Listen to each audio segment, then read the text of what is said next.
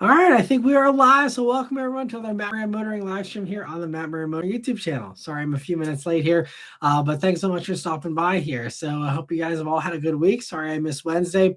I am still a little bit sick here, so I'm gonna try and go for about 2 hours or so.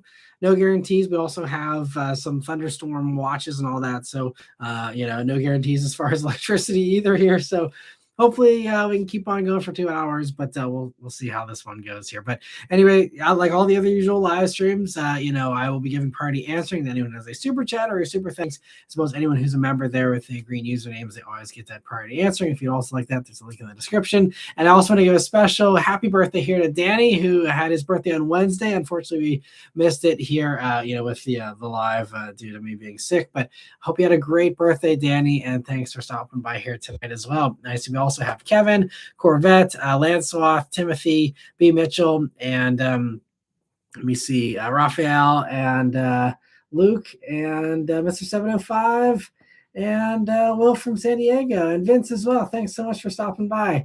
Let me see. Corvette says, well, it's been 3 weeks since my dad had his 2025 BMW iX. We're loving it, and it now fits in our garage because we remodeled and moved the wall in our garage. Well, I'm glad you're enjoying it and happy it's got a good home. And Lancelot says, good evening. I hope everyone has had a good week. My spots this week are a black Durango Hellcat, a copper Isuzu Trooper. Wow, that's interesting. And a yellow Toyota FJ. Very nice. My fun spot this week is actually just today.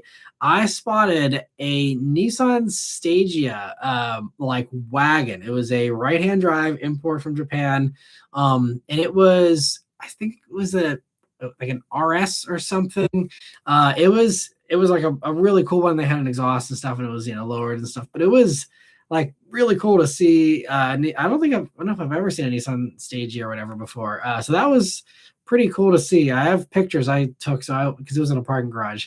Maybe I'll post those up here as a member car of the week here, or a spot. I'll just have a spot since we don't have any actual members cars here to post up. Well, maybe I'll post up that tomorrow for you members there. But I see also Lancelot, thank you so much, gifting 10 memberships. I really appreciate that generosity, and so happy to see a bunch of new faces there for the most part, able to get those as well. So hopefully they enjoy the trial there of the memberships, and hopefully they stick around after that. But thanks so much, Lancelot. I really appreciate it, and I hope you're doing well too. And Timothy says, why doesn't Stellantis just put a Hemi V8 in the Charger instead of the 6-pack? They should drop the EV version also. So the problem with the V8 is that takes time, and there's initially the reports, and I mean, not even just reports, like on the Charger EV launch, me and a few other people were sitting at a table eating lunch with a Dodge engineer and said, does it fit in this engine bay? And they said no, the shock towers get in the way. And that was it. I'm like, okay, well, it doesn't fit, end of story, and that was it. But then I don't know again what is going on with that. Obviously there's rumors that there are V8 powered ones running around in Mexico testing, and that there's there seems to be something to it. The most recent rumor that I heard was that it's not going to happen now until the refresh of this Charger, which is going to happen in 2028 model year, supposedly. That's when they will roll out the V8, which doesn't give them a lot of time if we're going to have emissions cracking down possibly again in 2029. So I don't know. If that's the way it goes, it might just be another like last call, final edition kind of thing for that, and not, a huge mainstream, mass produced thing. So we'll have to see how that all plays out. But I think that now they're more than willing to put it in. It's just that that's not something you can do overnight. It was a little easier in the Ram because you were dealing with the existing Ram platform. The only challenge for them was that the Ram was on a new electrical system compared to when the V8 had gone out. But even as far as certification goes, since that still takes a little while, even that's why it still is the e-torque Hemi V8, because they just put in the exact same thing that they used to have to speed up that whole process. But so that's why I came back so quickly for the Ram. And even that, they're still ramping up. They say they're actually like kind of backlogged on orders because they're still trying to re-ramp up suppliers and getting that it's like a giant, massive train, and to get that huge train moving again takes time to kind of get that all, it's a big machine there to get all that happening. So that's kind of the answer there for that. As far as the EV version stuff, I just talked to the Dodge CEO whenever I was on the Charger launch, for the RT 6-pack here a couple of weeks ago. And, he's like, well, this is the good thing about having this multi-platform. He's like, we can flex on demand as needed. And, if there is more demand for the EV eventually, he's like, we can bring back that RT electric that they dropped. But they're still committed to doing the electric thing. The recon is still happening. They are still committed to EVs and electrification in general. Just the new Cherokee now, all hybrid, doing that same bold approach as Toyota with the RAV4. So Stellantis is still certainly, I'm still mad that they got rid of the 4xe stuff because I think that's really dumb, especially now with oil prices. And it's like, there's a few of these announcements where, because I'm actually doing an article for Carbuds about this here soon. There's so many of these cancellations of, vehicles like the Honda stuff, all these things that, like, would they have announced this stuff if they, had just waited a couple of weeks and seen the way things are now going? EV sales and demand is already starting to jump back up, and especially in other parts of the world where the oil prices and gas prices have really taken a bigger jump. I mean, there's some places where they're saying, it's already just in the first, couple of weeks here, it's up 20% from where it was before, which in a lot of these European countries wasn't low. It didn't drop off like it did in the States due to, our tax credit going away there. Actually 2025 was a really solid year and a good rebound year actually already for European EV sales. So this was on top of that momentum that they already had, another 20% now. And it's going to be, the same story here in the States too, because this isn't going away anytime soon. Even if that strait gets opened up, there's dozens of, oil refineries that have been bombed and ports and infrastructure. They're saying that liquefied natural gas, especially for Europe, they're saying like they might just cut off Belgium from their supply of liquefied natural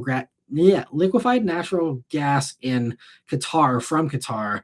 Like they might not be able to resume supplying countries like Belgium and some of these other smaller ones for like 3 to 5 years. So I mean, obviously that's a specific case of just that, but like this is not going back to February gas prices anywhere for a while. And I think what was the other company? There was another company here in the States, and the way they were doing their financial forecast, they're basically planning for gas prices to not come down until 2027. And so people are only going to take so much of this before, they start being like, all right, it's the same thing. We saw this already. We saw this in 2008 and even to a lesser extent in 2022. The second this starts happening, people start running to stuff that's more fuel efficient. I remember in 2008, people couldn't give away Ford Excursions because no one wanted to touch them. No one wanted any of these huge things. This is why the Kia Borrego failed. This is why, a bunch of these large SUVs, like nobody wanted them in 2008 because gas was just too expensive. 2022, same thing. That's when EVs were red hot. And I mean, people were paying, because we bought our Mach-E in 2022. I mean, 10 grand over was the asking price for Mach-Es. It was an achievement. We got our Mach-E at sticker price. And that was again in the height of the Ukraine, stuff, and that driving up the cost of oil too. So, I mean, there's, we've seen this story before. We all know how it goes. And especially Acura. I mean, that RSX is like months away from production. Maybe they'll bring it back. But, that's one thing with Dodge. They're saying, like, we can bring this back pretty quickly if we need to. And I think they may be doing that sooner rather than later. Again, with them, that's a unique case because Charger fans don't care. They'll, buy gas even if it's $10 a gallon. But, like, you start to get some of those people that are on the sidelines or some of the people on the fence. They're like, okay, well, now given this, $5 gas or whatever it ends up, being for them, they may consider it a little bit more than they would have a year or two ago when gas was cheaper. But yes, I mean, that's the thing with a lot of this stuff. You see stuff that drops out, stuff where companies are taking a year off, like Volkswagen with the ID Buzz. But I think that a lot of these things they're all flexible on, and same thing, goes with the V8. They can bring it back if they feel that they can get away with it, and then drop it out again at the second that they need to. And that's kind of the new reality for cars. Is it used to be they could stick to a plan and they had predictability and they had stability in the market, and in regulation and all that, and they don't have that anymore. So I think this is the new normal. Is okay, well, let's bring back an engine for an administration, drop it for another, flex this stuff depending on what war is going on, how much gas is, and have this like on-demand powertrain kind of model for sales. I think is what you're going to see from a lot of companies going forward, or others like Toyota, where they offer you everything, but they're going to probably ramp up availability of one thing versus the other based on what is hotter at the moment. And I think like right now Japan's gas prices are going crazy, and I'm sure now even though Japan wasn't super excited about EVs, I think now they're going to be realizing like, okay, like we're in an unstable world now, and we don't want to have our livelihood completely wrecked by other countries' foreign policies. And so we need to make sure that, because a lot of these other countries are so energy independent, they are, very much softening these blows in the rest of their infrastructure as far as utilities and stuff goes. But they just, they're still at the mercy of that Strait of Hormuz for, all of their gas. So, I think this is going to really be another shift, like a lot of these other things where our allies thought they can count on us and that we were predictable. And now it's like, okay, well, now there's another curveball. Don't count on us for oil or for stability in the Middle East or anything like that. And I think that's why I think it's actually going to accelerate the EV stuff. I think we're getting another burst of interest here, and I don't think it's going to go away until things calm down again, which might not be for a while. But anyway, sorry for the tangent, but B. Mitchell says, had a blizzard with a foot of snow a week ago to 79 degrees yesterday, and I'm still surprised how many motorcyclists were out on the gritty, salty roads. They must not care about the lack of traction. Yeah, I guess they're just, spring fever. They're just itching to get out there no matter what the risk is. But yeah, I mean, I can understand, you're cooped up all winter, and yeah. So, and especially once you get that taste of it, you gotta go for it. So I get that. And the same thing here. We just had, it was 82 today. Even though just, a week ago we had snow. It's just crazy. And even though we have no GR Corolla mentions yet, I'm going to be drinking more water here tonight to keep my throat going as long as I can. But Lancelot says, excuse me, when the current Charger was designed, Dodge was paying billions a year to Tesla for EPA credits just so they could put the Hemi in their vehicles. Yes. And that was, again, with lower fuel economy standards as well, and all that stuff. And yeah, and that's the other funny thing. You got to hand it to Elon for really knowing how to shoot himself in the foot. But that's another thing. He obviously helped get Trump elected, and like that was a huge revenue for Tesla, was those EPA credits, and then that just got thrown straight out the window, and that definitely hurt Tesla's profitability. In addition to the fact that Elon's being Elon, and that hurts sales as well, especially in other parts of the world, and that hasn't returned very much. So I mean, it's yeah, it's just interesting the way it's all played out. But yeah, Tesla's definitely hurting from not having all those credits from Dodge and from others, buying them out.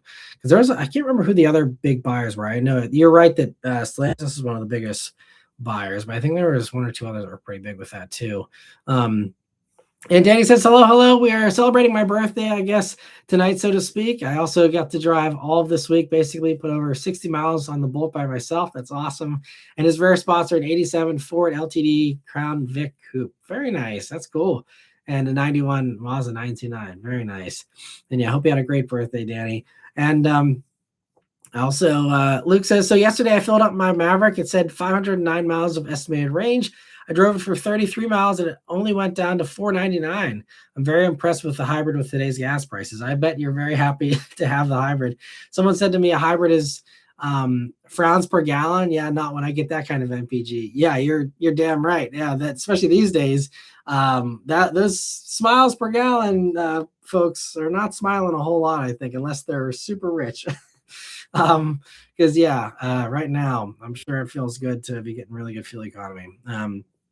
Obviously, I'm very happy that I'm completely shielded from this, with the EVs. I mean, electric prices go up a little bit, but hardly anything that's going to matter. I mean, filling up the little Fiat, especially with that battery being so small, it's like less than $4 at the current, and that's assuming I'm starting from a dead battery. It's $4 to charge that thing up from 0 to 130 or 141 miles of range. But even the Lyric, I think it's that battery is maybe what is it, a little over double the size. And so yeah, that I think because the Mach-E was about $8 to fill up. I think maybe the Lyric, we're never in a dead battery, but even if we were, it'd be $10 or so, roughly. So it's certainly nice. And I mean, yeah, electric prices will probably go up a little bit too, but not as much as gas, that's for sure. And let me see. Mr. 705 says, last week I was asking your opinion on the new RAV4. I test drove it and really liked it. I'm just in the back and forth stage trying to negotiate my trade. Well, I hope it goes well for you. I know those negotiations can be brutal, but I'm glad you got to try it out. And I'm glad that it sounds like your dealer actually has some inventory, which is good because I know a lot of these, especially around here, they charge markups and there's a wait list and it's a whole pain to get into them, but hopefully it's not too much of a struggle for you there, and yeah, best of luck with that. And also I'll be curious, Mr. 705, what trim you end up going with, because it's always interesting to see, eventually we get like spreads as far as what the most popular trims are, or they'll give us kind of hints of that, but it's always curious to at least for me, to see like what is the one that actually is the sweet spot for buyers. Obviously I think especially these days the lower trims make the most sense, but yeah, I'm kind of curious what you end up going with there. And Danny says, to be specific, the car was burgundy on burgundy. Wow, that's fun. Might be a rare combo. And Raphael says, everyone get the drinks ready. I drove a GR Corolla Premium. Oh, nice. Okay, well, yeah, I'll drink with you here. So I'm curious, you left me hanging there. So did you drive one like just for fun? Was it a test drive to consider purchasing, or buddies or something? But I hope you enjoyed it. I'm very curious to hear your thoughts. Don't hold back. If you absolutely hated it, tell me. I'm always, it's always interesting just to see what everyone else's takes are on things. And Vince said, STI news, Matt, let's go. I don't know of any. If you know of some, definitely inform me, because I haven't checked the automotive news much today, but I haven't seen any actual new STI stuff. Aside from, there's a small little thing in, I think it's in Japan. They're doing a special edition of the WRX over there that is called the WRX Evo, which I guess it's some kind of evolution or something, but like, come on, like even they know, like you should not be calling it the Evo unless you're trying to, poke Mitsubishi in the eye. So that's kind of funny. I mean, maybe there's something lost in translation there, but I'm pretty sure they're calling it the WRX Evo. I mean, if Mitsubishi's not going to use it, you might as well, I guess. But that's kind of the only thing. I think they're making like 75 of them, and we'll never see it here or anything. But yeah, I'd love to hear more STI news, but I don't think that's going to be coming anytime soon, sadly. And Jorge says, hello from Westchester, New York. Hope you're doing well. And thanks for stopping by. Theodore says that, or a legend at the barbershop, when you come on, no one can talk. So I'm not sure what you're referring to there, but yeah, barbershop talk is always fun. I got a great barber, and it's always a good time hanging out. But let me see. Demetrius says, thinking about a CX-90 versus Kia Telluride hybrid, what do you think? Well, I've not driven the new Telluride or the hybrid version of it yet. I'm hoping to later this spring, but at this point, it'll probably be almost summertime by the time I finally get into one. And I love CX-90. So, yeah, I mean, I know obviously about the Telluride hybrid. It seems very, punchy, very promising. But if it drives anything like the Palisade, which I have been in the new Palisade, it's not going to be as good as a CX-90. CX-90 is just hands down the best handling one in that segment. I mean, it's a rear-wheel drive based platform. None of the others can say that. You have a turbocharged inline six. If you go for the plug-in hybrid CX-90, then it's that naturally aspirated four-cylinder, but it's still super responsive, super punchy even in that version because of the electrification. And it's a great driving experience either way. I love them. There's been a few people that have complained about electrical issues in the plug-in hybrid version, especially, and even a few people with the regular CX-90. And actually, resale values on them are dropping fairly quickly, which tells me that there may be some legitimacy to the people that say that there are some issues with them. I know 24 had some transmission roughness. They improved that for 25. So I'd certainly go for 25 or newer. It sounds like you're shopping new though, probably. So I think that personally, I mean, if I were doing it, I would totally go CX-90. I needed to look a little bit more into the reliability component, especially compared to the Kia, which I'm sure isn't perfect either. I hear of people complaining about those too.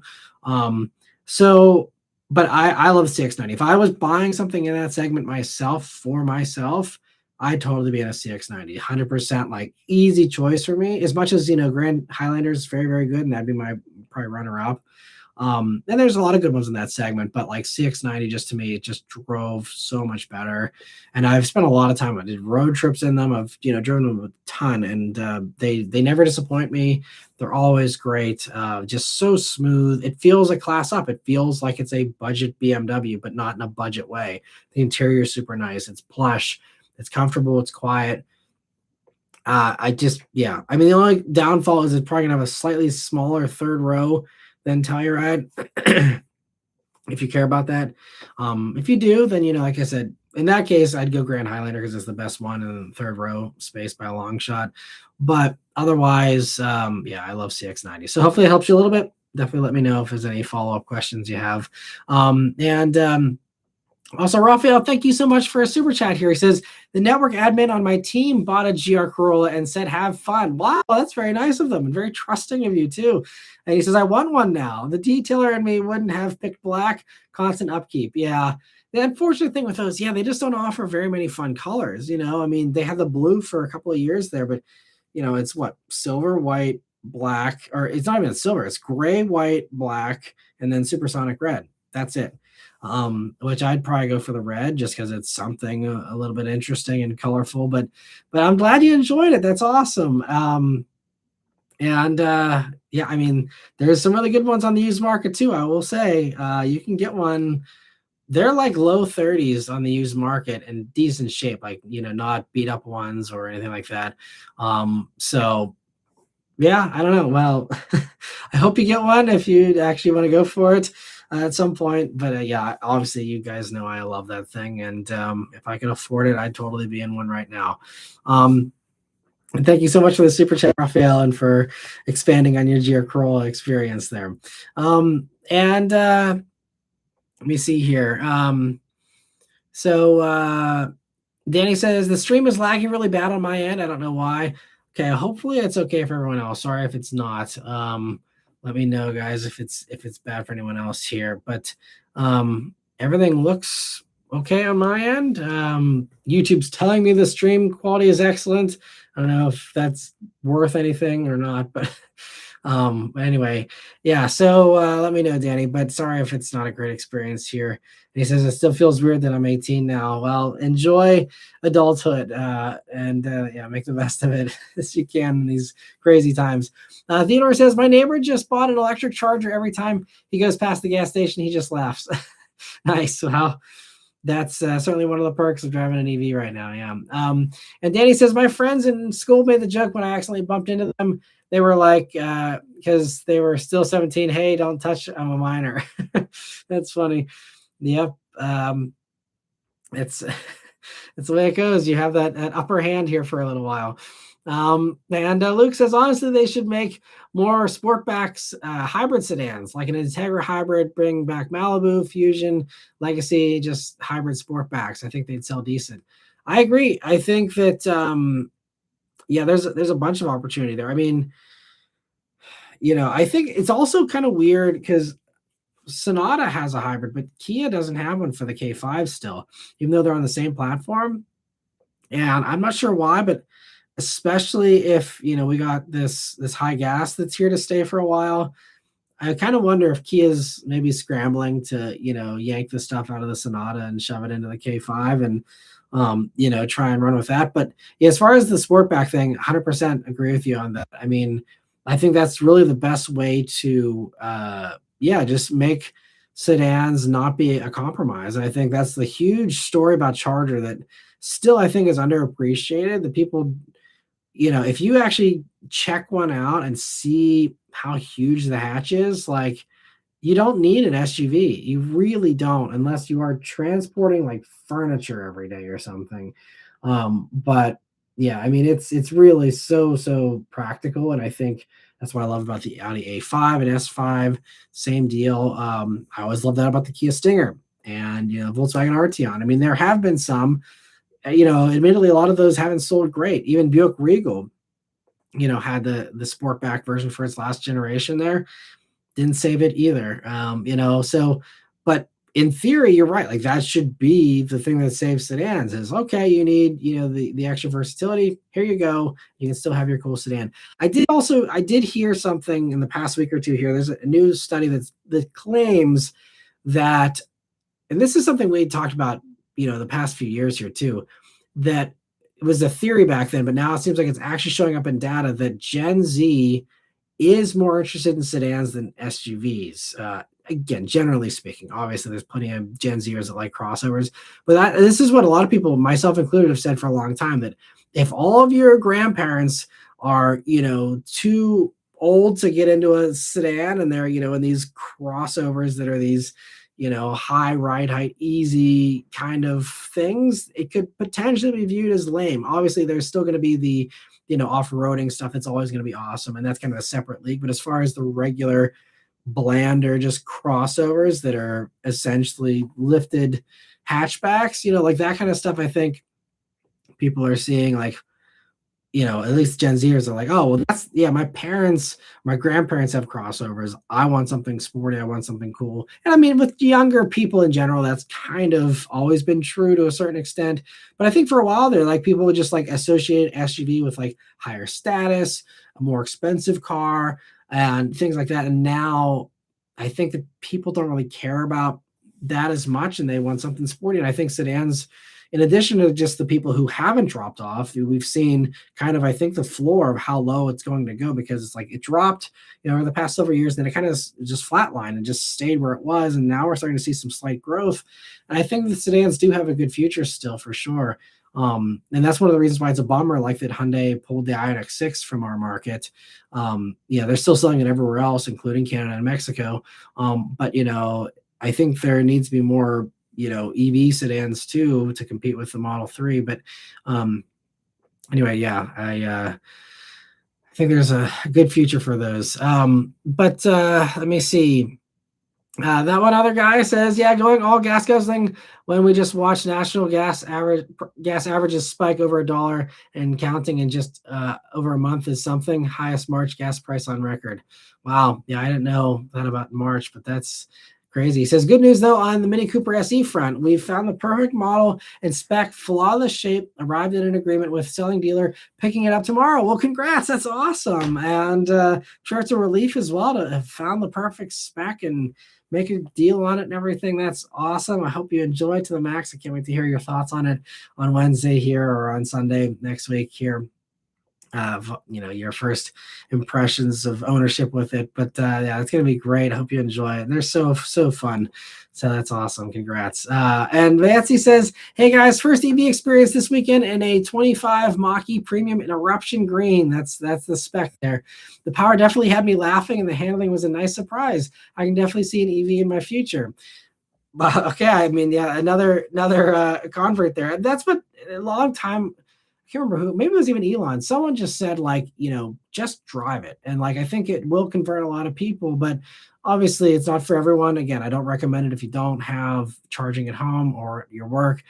But I'm glad you enjoyed it. And it's funny because Beth and I were just talking today how we're seeing Mach-E's everywhere now. We drove down to a show today that we were gifted. And it like we were losing count of how many Mach-E's were popping up. And I'm like, it's because they're super cheap now. I mean, you can get a nice one for like 25 grand. It's a lot of car for 25 grand. And we're even thinking too, if we need to continue to cut back on our finances in the future here, once the Lyric lease is done in 2027, that's on the table as well, as just picking up another Mach-E, but a used one, some super low price tag, since most of the depreciation has already happened. I think that's actually in the cards for us again to go back to the Mach-E, because we really enjoyed the Mach-E. And Eruption Green is totally what Beth would want too, because she loves greens, and that one is an especially pretty green. So I'm glad you enjoyed it, Fayetzi, and I hope it works out for you at some point down the road there. And Theodore says, you're probably not old enough to remember this, but in the 60s when the gas shortage, people went crazy. I remember my grandfather praying for something else other than gas. Gotcha. Yeah. The oil embargo of 73, and there was another one in, I think, 79, if I remember correctly. B. Mitchell, I'm sure, can correct me on all that stuff. I know 73 was the big one. And yeah, that was, and you look at history and you look at how that was what started the downsizing. I mean, there was already some of that starting to happen, but that really accelerated that downsizing and getting serious about fuel efficient vehicles and people really wanting that. And that I think really stuck with a lot of people, especially whenever, I think I actually read a little thing about the oil crisis of 73 and how that was probably mismanaged. But, whenever you tell people like you're only allowed to buy gas every other day, or, these are the days you're allowed to, that can definitely get people to panic about that stuff. But I think now it's great because we don't have to do that stuff, partially because of how fuel efficient everything is. And, so we have kind of learned our lesson a little bit. And I think, all the hybrid buyers, again, are already, saying like, this is why, it never hurts to get good fuel economy, even in good times when gas is cheap, So, but I think now that is the other nice perk of EVs is there's more gas to go around. There's less demand.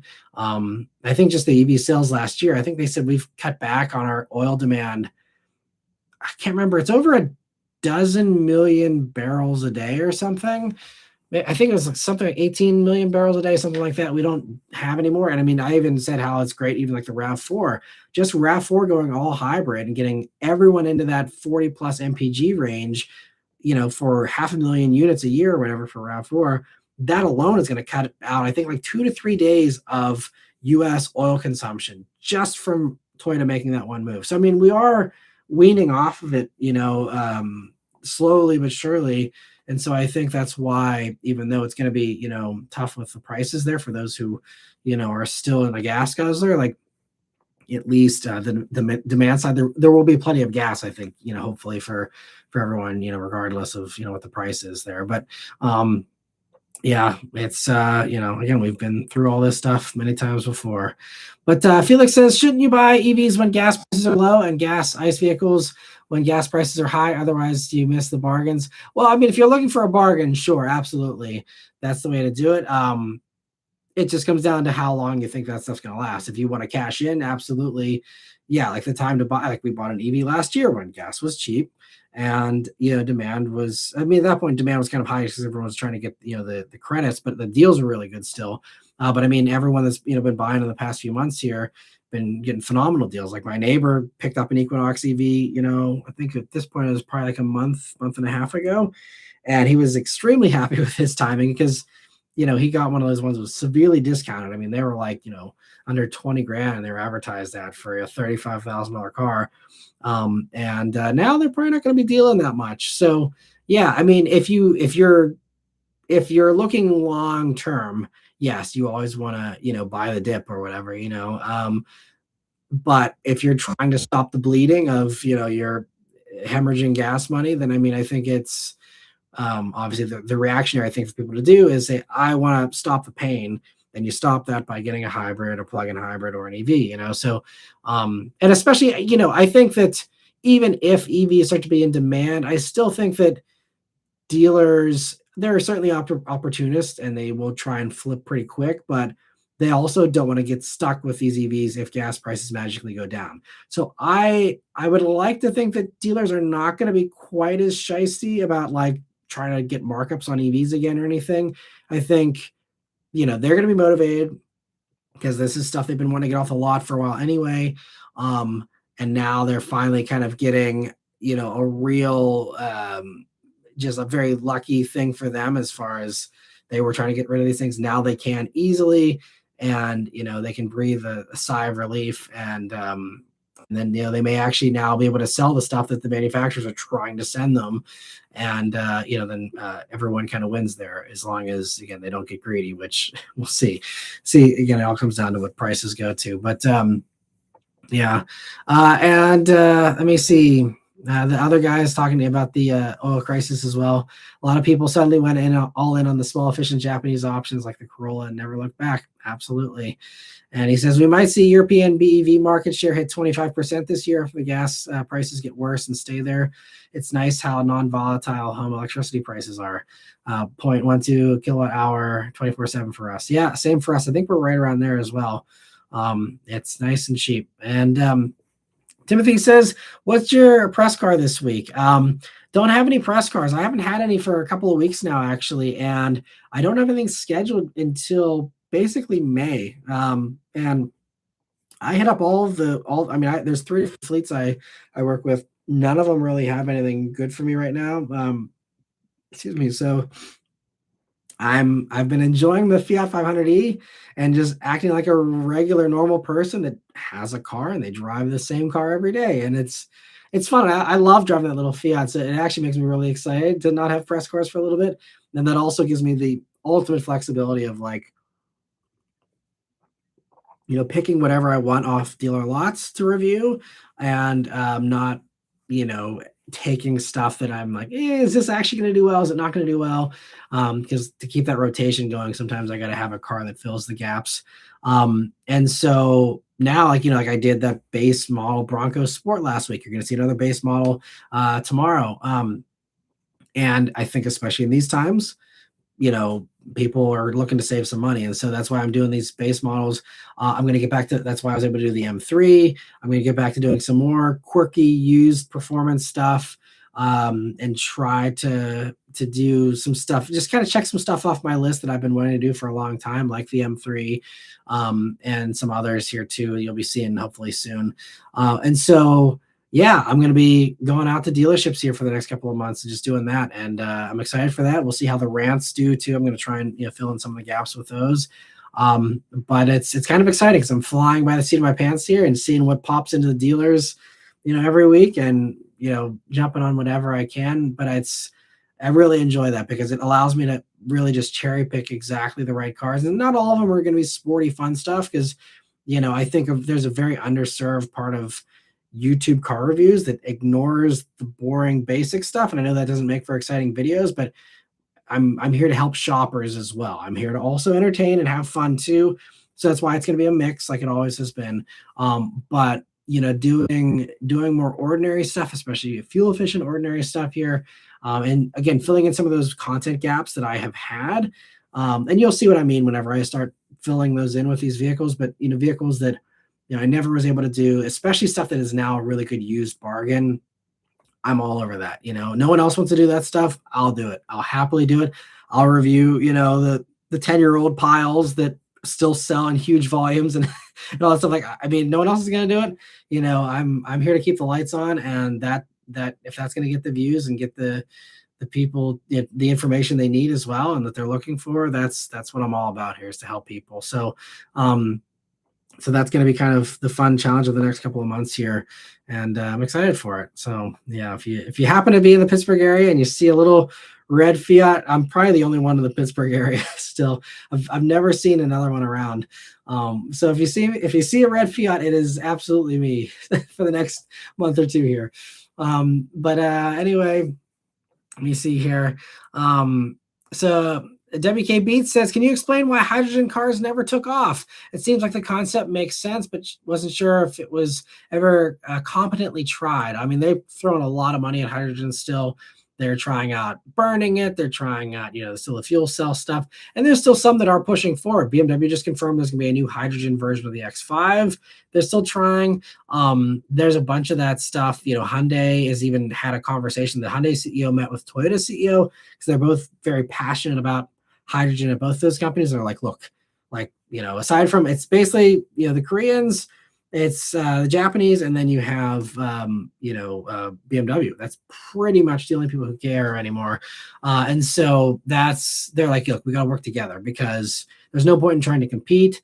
We're just trying to get this off the ground. Personally, it's so far off, especially if people are, look at how much resistance there is against EVs with how many charging stations we have now in this country. I mean, I think we're over 20 or 30,000 now at some point, at this point. So, I mean, it's huge infrastructure versus hydrogen. I think they added, I think, some of them back, but like Shell dropped out their 8 hydrogen stations last year in California.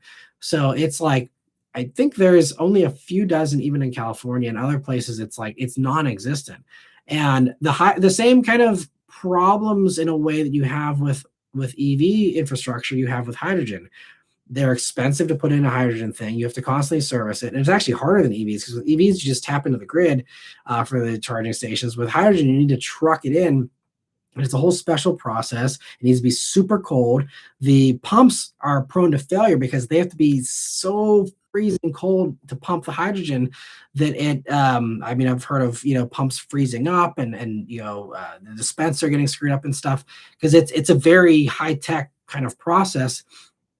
So it's like it has all the drawbacks and disadvantages of EVs, and all the upside that is going to be solved in EVs really soon. Like, the big perk of hydrogen right now is, you have more range and you have a faster refill, which is true. If you can find a refill. I mean, and you're very limited. You can't road trip in a hydrogen car or anything at all. And so it's really, really hard. I think the better perk of hydrogen is the perk that is more important to commercial stuff for airplanes, for trucks, for shipping. That's the kind of stuff like cruise ships, things like that, because it's still a very potent fuel. And for stuff where weight is really important, and you don't want to have enormous battery packs like you would need for long range planes, ships, trucks, that kind of stuff. That's the huge, and that's why I don't know why they're wasting time with hydrogen in passenger cars, because maybe they're just kind of doing a micro scale experiment and then scaling it up for giant stuff. But with cars, China already has 5-minute recharges. They just, have been rolling it out here in the past year or so. And the batteries are already getting way faster with the charge, and they're doing solid state already in China. We have sodium batteries, and they're all getting cheaper and stuff. So it's only a matter of time, and not that much time, before all the issues are solved with EVs. And the infrastructure is not even going to matter, because you'll have 600 miles of range and a 5-minute recharge. You're very rarely going to need that, even if you are a city dweller that can't charge at home. It's going to be a non-issue, and by the early 2030s at the latest. So, it's just evolving so fast, and that's the thing. Hydrogen is not evolving very much at all. But I think, long term, that's going to be the play for, if you actually want to have, if you want to wean all that commercial stuff off of, oil, then that's going to be that's the way to do it with that stuff, I think. But yeah, I think otherwise hydrogen just doesn't have a future for now. Now, 100 years from now, maybe that's, the primary fuel. I think I could see it long term, but again, with how resistant everyone is to an EV, can you imagine? All the Hindenburg jokes constantly over hydrogen, and having a hydrogen tank in your car. People are freaked out about EVs and all that, which is technically even safer than having a gas tank, right under your butt. But,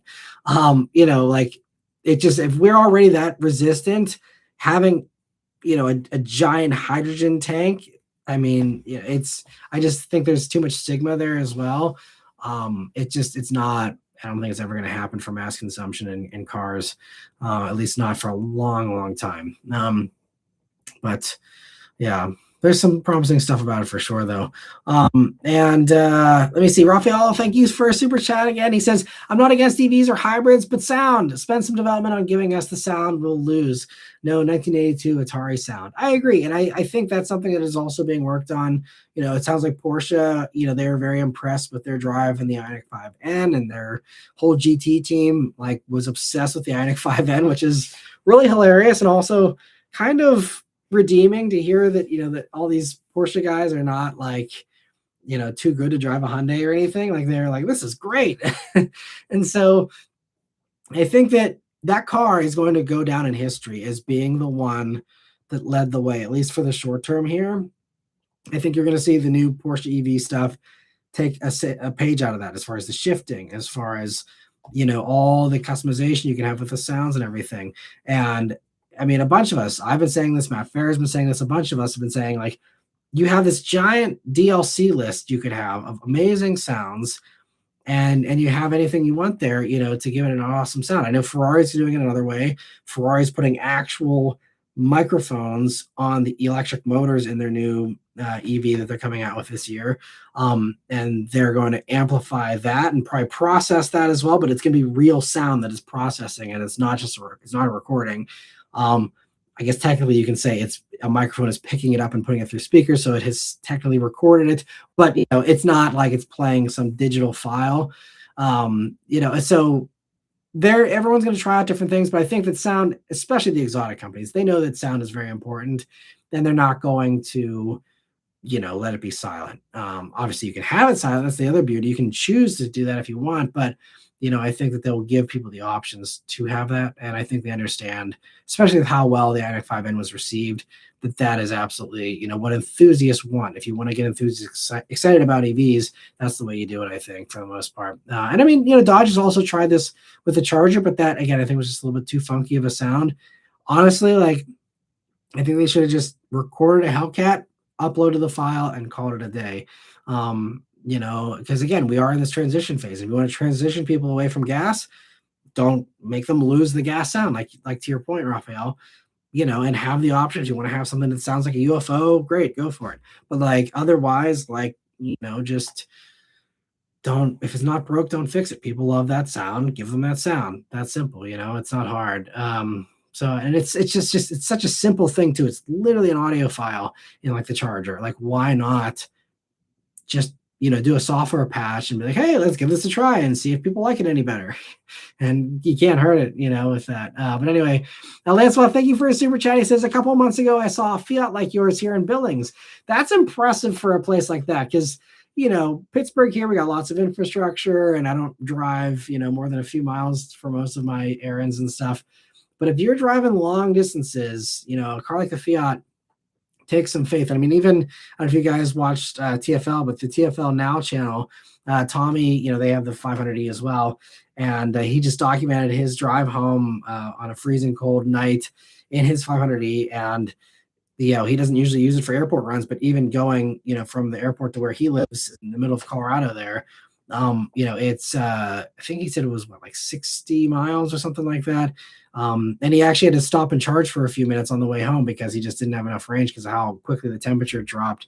So it's, and that's another reason why I've said EVs aren't for everyone. If you live in the, a place where you have a long distance from one thing to another and you're doing high miles every day, it doesn't make sense, and especially if, you have that range getting hurt a little bit by, cold temps in those places and stuff too.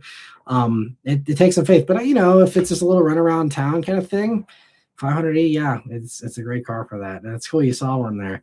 And let me see. So where were we here? Sorry, I lost my place. So Danny says, I don't understand YouTube because the stream is lagging bad for me. Never done it before. That's weird. Yeah, it's still saying excellent for me. I don't know if anyone else. Okay, everyone else said no lag a while back. Thanks for letting me know, guys. Sorry, I'm just saying that now. Um, yeah, maybe just your internet tonight, Danny. I'm sorry about that. But Timothy's asking, can your wife drive manuals? She can. She knows how. She watched her dad do it for a long time. He had a lot of manuals. So she knows the process. She's never had a manual herself, so she's never gotten super smooth with it, but she understands how to do it and can get around in one if she needs to. Um, but yeah, it's just something that she's never owned herself, and especially like even before we had our kid, she was a nanny and she was driving other people's kids around, and sometimes it's kind of chaotic and stuff. And I was like, oh, we get you a manual for your next car way back when, and she was like, I need to have an automatic just so I can focus on driving and not have to be thinking about that extra component if I got kids yelling behind me or whatever. So she never made the leap for a manual. Maybe someday she'll try it out. I don't know, but I think she just loves the EVs now. So maybe there'll be a manual EV, in the future she can play around with. But for now, I think she's gonna be sticking to the automatics, and or I guess no transmission at all with the EVs there. But Luke says, I like hybrid for now. My house is old, so I don't know how hard it would be to install charging with no covered parking and sitting for a week at a time during work. I don't know how the battery would hold up with that. Well, I mean, it comes down to how much you drive, that's for a lot of it, because like we don't have a special charger. I plug the car into the wall. And because we drive less than 30 miles a day typically, I plug it in every night. I don't even plug it in as soon as we get home typically. I plug it in at night, and by the morning it's ready to go. Because we're at like, maybe the battery goes down to 72%. We charge it back up to 80. I don't even go to 100 because it's not needed. So it's just usually between 70 and 80, and it'll do that overnight. No problem. Again, just regular, plug it into the wall, no 240 volts, no dryer plug, anything like that. But if you do more miles than that, absolutely. But like even my neighbor, I told this same thing to him because he was like, oh, I need to get a special charger and all this stuff. I'm like, it comes down to how much you drive, but he doesn't drive more than that either. And he's like, thank you so much for saving me a bunch of money and not installing a charger. He's like, I don't need it at all. Like, this is more than enough just plugging it into the wall. I'm like, yeah, and that's something that doesn't get enough credit. There was just an article in the New York Times this weekend about what to know about EVs because everyone's shopping for them. And even that, they were like, you should probably install a charger, blah, blah, blah. And I just was like, no, you don't need to install a charger. I know not everyone drives less than 30 miles a day, but like that's not far off from the national average. I think the national average amount of driving people do on a daily basis is like 36 or 37 miles. You can easily if you have some higher mileage days, you might be making up for it, in between the days. But again, you have plenty of a battery pack to go through.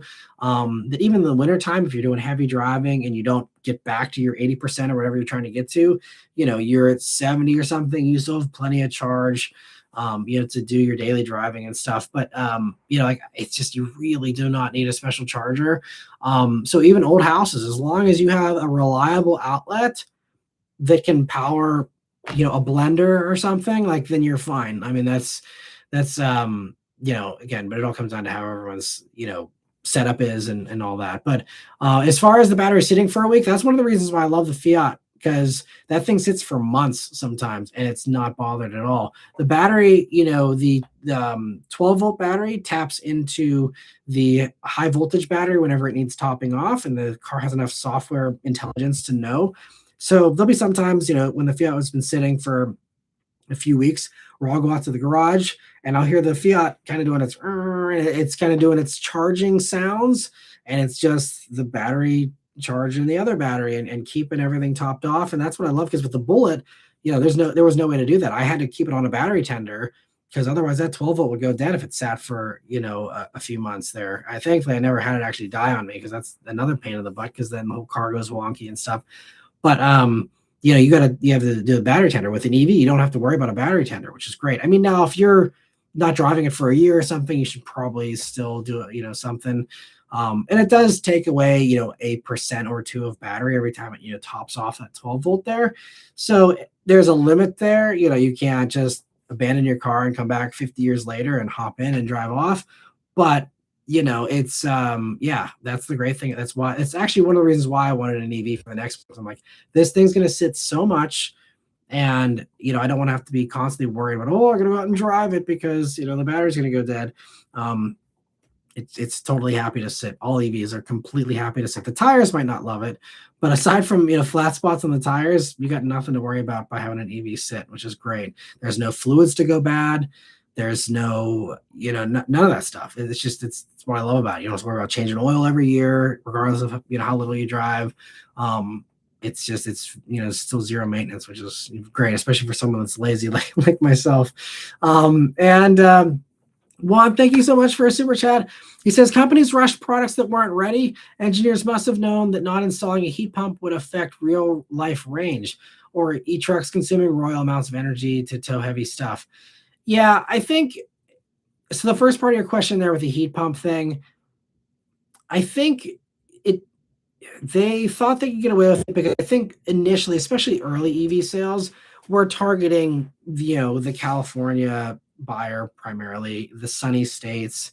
That was the main focus because if you even just go back, I remember going back to like when Cooper SE launched in 2020, when Nero EV, I remember driving the first generation Nero EV in California in 2018, 2019, something like that. And it was like, yeah, this car's gonna be available in California, and that's it.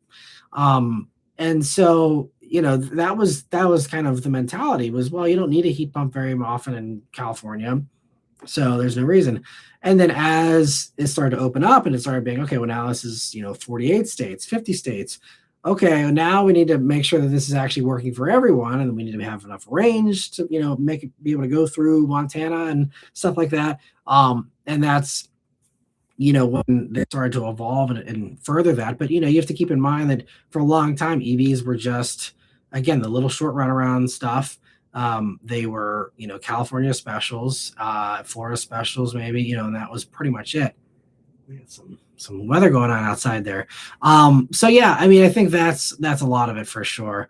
As far as, the electric trucks being terrible at towing, yeah, I think though with that, I think now looking back, they realize they can't get away with it the way they thought. But I think the initial mentality was the people that are towing in their $80,000 electric pickup truck, they're not doing long range commercial towing.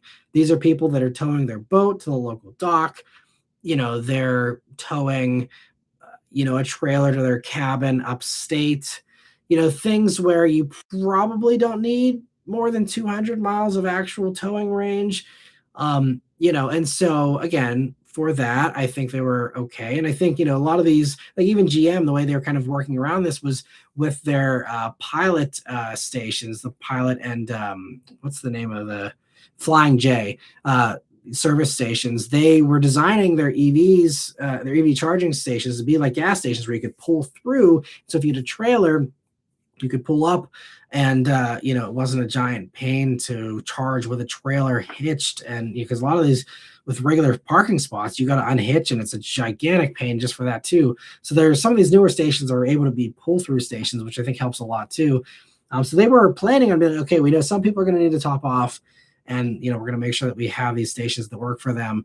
But I think that, it still ended up not being enough range. And I think that I think the problem was they exhausted the amount of, rich people that were just driving their fancy boat to the marina and back. That's a pretty small group of people, and those people were very happy and didn't have any complaints. But you reach the end of that barrel and the bottom of that barrel real quick. And then it's like, okay, well, if we're going to keep expanding this market share and these, the sales, we need to open it up to people who are doing a little bit further of a tow and a little bit further of a tow and, getting that out further. And it's just that in that case, the battery tech just didn't evolve fast enough before these companies, got nervous and decided to pull the plug. GM hasn't pulled the plug, but, Ford has. And I commend GM for sticking with it, at least for now. We'll see. But I think GM countered that by being like, okay, we'll double stack the battery and have a gigantic 440 mile range. And but yeah, I think it still is just not an ideal situation for towers, and they know that, and so that's why it's still going to be kind of a plaything for rich towers who are just doing short-term stuff, and that's pretty much it. But yeah, thanks for the great super chat, great questions there. Let me see here. So where were we?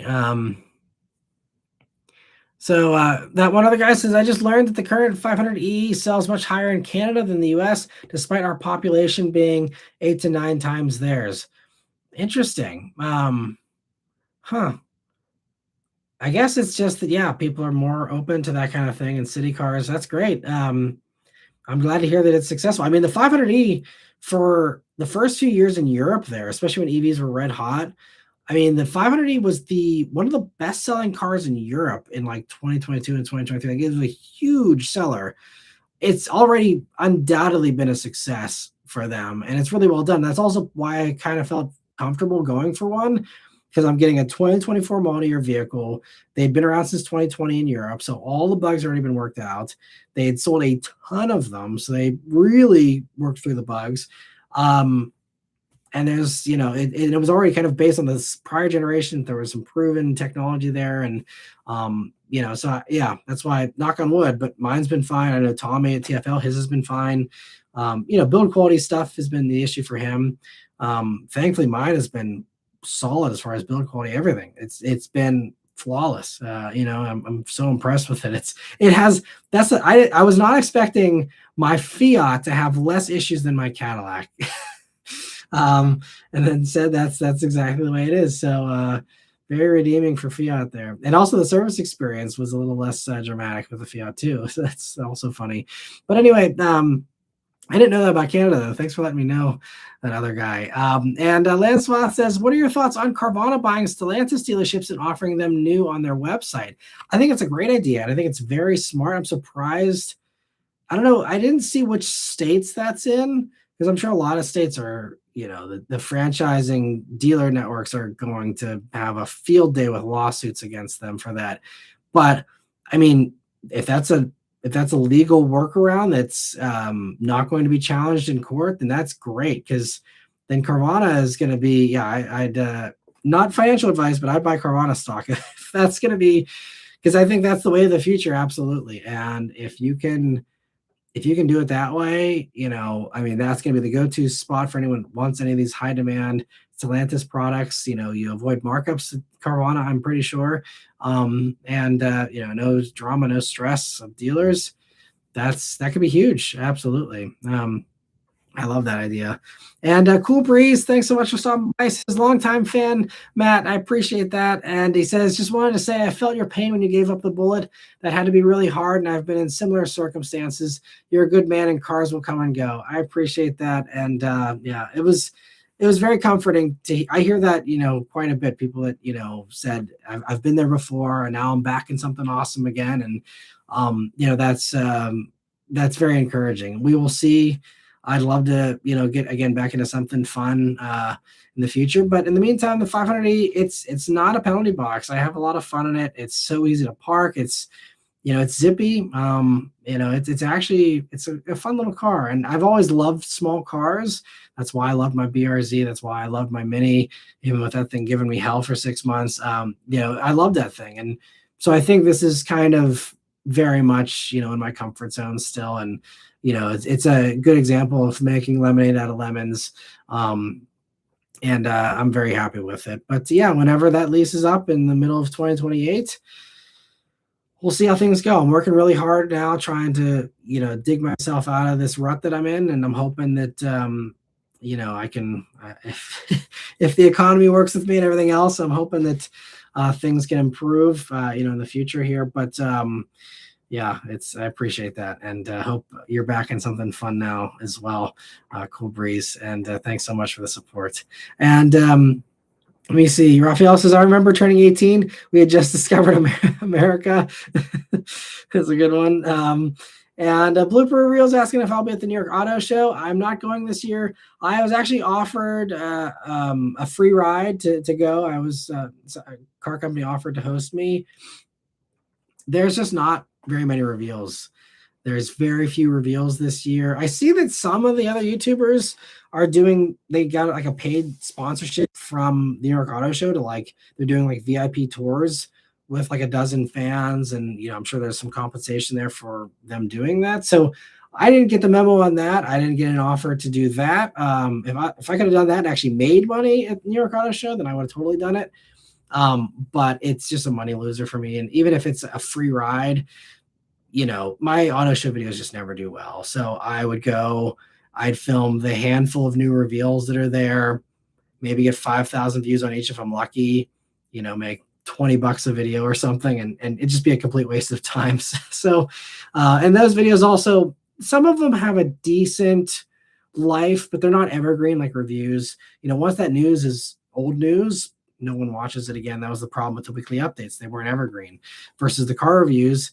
I mean, there's people that are watching something I filmed 15 years ago still. And that's been giving me a lot of nice stability is, always having that amount of money coming in no matter what, regardless of how poor my performance is on the new stuff. I have all these, great videos from the past that are still continuing to get clicks every day. And so the auto show stuff just doesn't have that. It's old news really fast. And again, people are burned out by high prices. People don't care about new cars as much. That's why the weekly updates stopped happening, because people just are not excited about the new cars coming out for the most part. And so, with that context, it's just hard for me to justify car shows. I've tried so many times, and I wish that I would get the same kind of views that, a lot of the other people with the same kind of subscribers counts as me and the same kind of, followings. They just always do better. There's a few reasons I can hypothesize as to why, but I tried to crack that nut. It didn't work. And so I've kind of written off auto shows, and honestly, car companies have also written off auto shows for the most part anyway. So I don't think it's a huge loss. But yeah, it's a shame because car shows are great. I think, we're seeing the car shows are really good for consumers. And I think the regional ones and the ones where, just the public days for people to go and sit in everything that's available on the market, that's great. I think that certainly has a lot of staying power. But as far as, us, media people showing up and filming stuff ahead of time and all that, I mean, the embargoes are all, at midnight. They don't actually drop whenever the sheet gets pulled on the car. It's always the night before, or you have to go to a party across town, or you got to go somewhere else to, actually film the car. And then the whole show becomes irrelevant because everyone already did stuff. And I know some of these companies, they have an event in California for media a month before the auto show. And then it's like, well, what's the auto show for? Like, why are you even bothering? You might as well just save it for the public days when people can actually sit and stuff, and don't bother to pretend you're showing something to journalists whenever, all the high access journalists already saw this thing a month ago, So car shows are just unfortunately kind of dead at this point for media. Let me see. Also, Juan, thank you so much for another super chat. He says, we had a Model Y, best car ever, but it wasn't for us as we drive across state and country all the time. But EVs are great, but not for everyone, as you say. Absolutely. Yeah, I totally agree. I mean, the Teslas, you made the right choice back then. At least you went for the one that was arguably one of the best road tripping ones, because of the great network that they have, and the reliability of it and all that. But yeah, if you do a ton of miles, I've always said that, yeah, and especially if you're not someone who stops, if you don't plan your road trips, if you fly by the seat of your pants, and it's just kind of going on a whim, which I can understand the appeal of that. Not talking down to that at all, but there's just some people where their mentality, it just doesn't work. They're not planners, and you need to be a planner right now if you have an EV. And for a lot of people, that's just not their personality. So even for that, even if you can't charge at home, and even if you very rarely go on a road trip, just the fact that some people can't just wake up one morning and be like, you know what, I'm driving to Florida. And some people actually that's the thought process, and that's about as much thought as they put into stuff. For those types of people, it's not going to work. It's going to be a while. I think eventually we'll get there, but yeah, for now, yeah, anyone like that and like yourself, Juan, it makes sense to have the convenience of gas there for sure. And that's why I love it how Toyota does it. Something for everybody. And let me see here. Man, there's more thunder. Keep our fingers crossed for the power here. My voice is holding up, so hopefully we can go 2 hours as long as Mother Nature doesn't have other ideas here.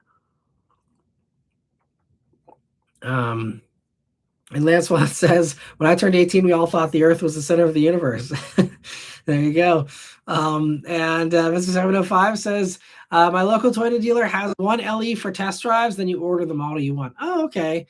The trim I'm interested in would be the XLE base, Canadian trim. They don't really know how long we'll wait. Gotcha. That's cool that they let you order stuff in Canada, because I know in America here, there is no ordering for Toyotas. It's like you just wait and hope they get the allocation in, and you just got to take whatever is sent. And that goes for dealers, that goes for customers.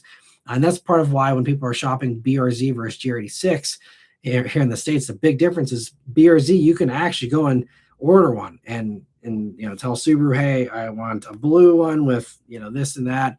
And then you wait a couple of months and it shows up exactly like that. Toyota, there's no ordering for any of that stuff. And that was a problem with Supra and others. People said, oh, I want a specific thing. They're like, okay, well, you got a road trip, 3 states away to the dealer that actually got one, because we have no control over that. Which is kind of weird. The Toyota, I guess it's just, they're too big to maybe custom tailor stuff. I have no idea why they don't do ordering here, but I'm glad they do there. So that's great. And Raphael says, why do you think sedans are gone when the Camry sells so well?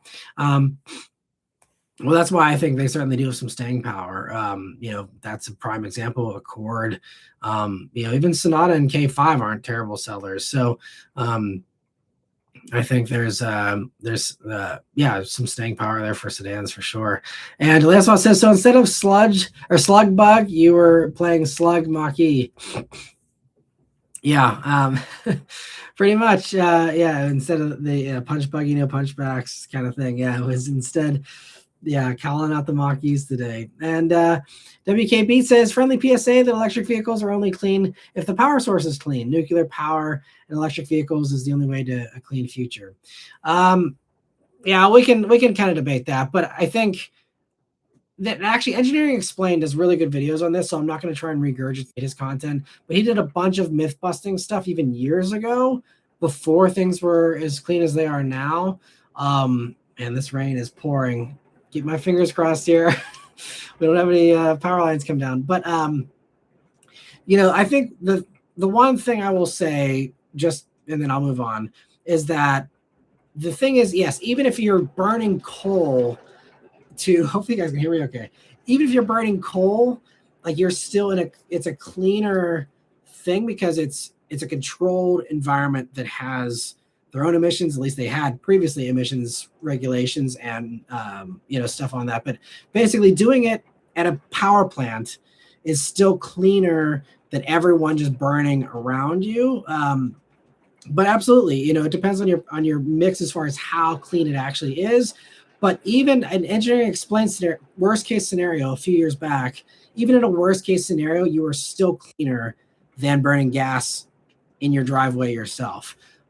So that's, to me, I think that's already been kind of dispelled in a way, I think, but absolutely there's a varying degree of how clean you are. If you are, powering it by your solar panels on your house and not using the grid, or using it very sparingly, or using it during low demand times when they're using more green sources.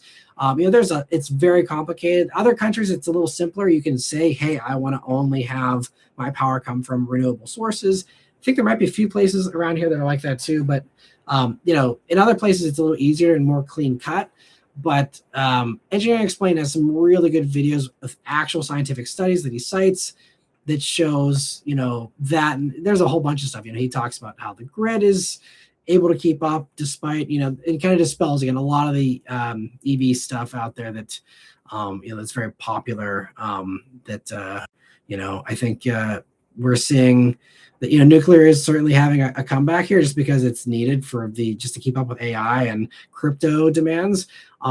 But we're seeing, I think, the value of all these companies and countries diversifying, like Spain and I think Portugal both were saying how they're very happy that they're not as affected by these increases in oil prices, because they're very much on a very green. Now they still use some oil, and they do have times during colder months where they need to tap into the oil more, but overall they just aren't as reliant on it as some of these other countries are, and that's really paying dividends right now. And they're like, this is exactly why we're doing this, so we're not having these shocks to our economy as much whenever we have things go belly up, because inevitably it happens. It's the way it goes. Sorry, my nose is running a little bit there, but so yeah, I think it's important to know that either way, though, it's going to be a cleaner thing, at least as far as the data I saw. But anyway, Luke says, "Did you see the video Tommy did?" Yeah, we were just talking about that. I'm sure you had your comment beforehand,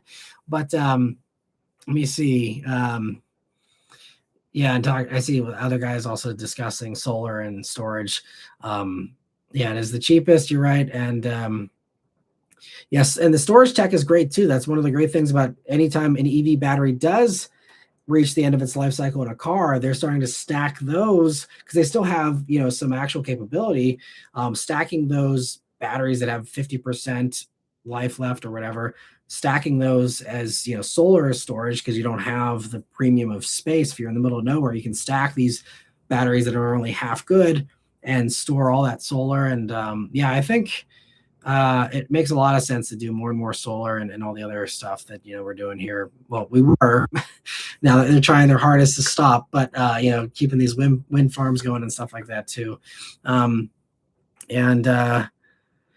let me see. And yeah, the other guy says, I don't expect people to go EV for eco reasons. Wanting high performance and cheap running costs is totally fine. My area is 45% coal, 22% renewables improving, and the rest natural gas, and that's fine to me. Yeah, and I mean, yeah, I think Pennsylvania, I'm not sure exactly what our mix is. I looked it up a while ago, but I'm sure it's changed. But I mean, yeah, that's the thing with me. Like, I've never made a claim that I'm greener because we have EVs. It's never been that. It's always, again, been the performance, the experience. Beth loves not having a transmission, trying to figure out what she wants all the time. I mean, I crisscross the country on a regular basis. My carbon footprint is terrible because of all the flying that I do. I'm actually cutting back on that a lot too, though. Not just for that reason, but for a variety of reasons. But so that's another thing. I'm not going to have press trips here for the next few months too. Getting back to the press car question, I got nothing actually planned. I've turned down several press trips here in the past couple of weeks, so I got nothing on the books right now for that. But yeah, so like I make no. Yeah, I'm under no misunderstandings that I'm, greener than anybody else or anything like that. It's certainly not the case. It's just a better experience for what we do. But let me see. And the other guy also says we don't need to bother with building a consumer hydrogen grid when we've got a great power grid everywhere to run cars for 0.03 to 0.05. Or 3 to 5 cents a mile. Yeah, absolutely. And Felix says hydrogen 100 years from now. Well, Matt is very clairvoyant. Yeah, well, don't take that to the bank. And Ninja says, so disappointed that the new GS Corvette or any C8 will not even offer a manual. Well, did we know that for sure? I'm not sure how confirmed that's been. I know we saw the leaked images of the new GS here, or I guess they just were parading it around at the one race here this weekend. Because there's talks that Tremec has a transmission that would work with C8, right? I think the problem, though, unless they've engineered around this, the problem that they've said from day one, I reported on this, I've said this multiple times, the spine of the C8 that gives it its structural rigidity is that center spine that goes straight through the middle of the car. And if you hollow out a giant section of that to make room for a manual transmission, the car is not going to be as stiff. It's not going to be as safe. It's not going to be as better. It's good with handling and stuff. And so that's, unless they fix that with maybe they make that carbon fiber, I do something else. I don't know, because I think it's just aluminum right now. But like, that was always the problem, was like they have this spine in the new C8 and there's no way around that. Like you can't put a transmission in there in that form, So I think that was always the biggest problem. Maybe they have found a way around that. But I think that's really the issue there. But we'll see. Maybe, again, that's why I was surprised when I was hearing those rumors about the manual, but maybe they found a way. I don't know. Same as Dodge saying, oh, we can't do a V8, and then sounds like that may actually happen, And Lancelot says, Borla's working on an EV exhaust sound setup too. Yeah, I've seen, well, because Borla has like something for the Mach-E. I don't know. They probably have like 3 people that actually want to buy it. But like they have something for the Mach-E. And yeah, I'm not sure what if they're just selling you a speaker that you like mount to the car, or how that works. I know nothing about that. Maybe it's cool. I don't know. I'm just a little skeptical that would actually be a good idea from an aftermarket company, but maybe if they do something, if car companies aren't going to do it, maybe that's an opportunity. You're right. And Raphael says manuals are going away, but at least give us the sound. You still win us over.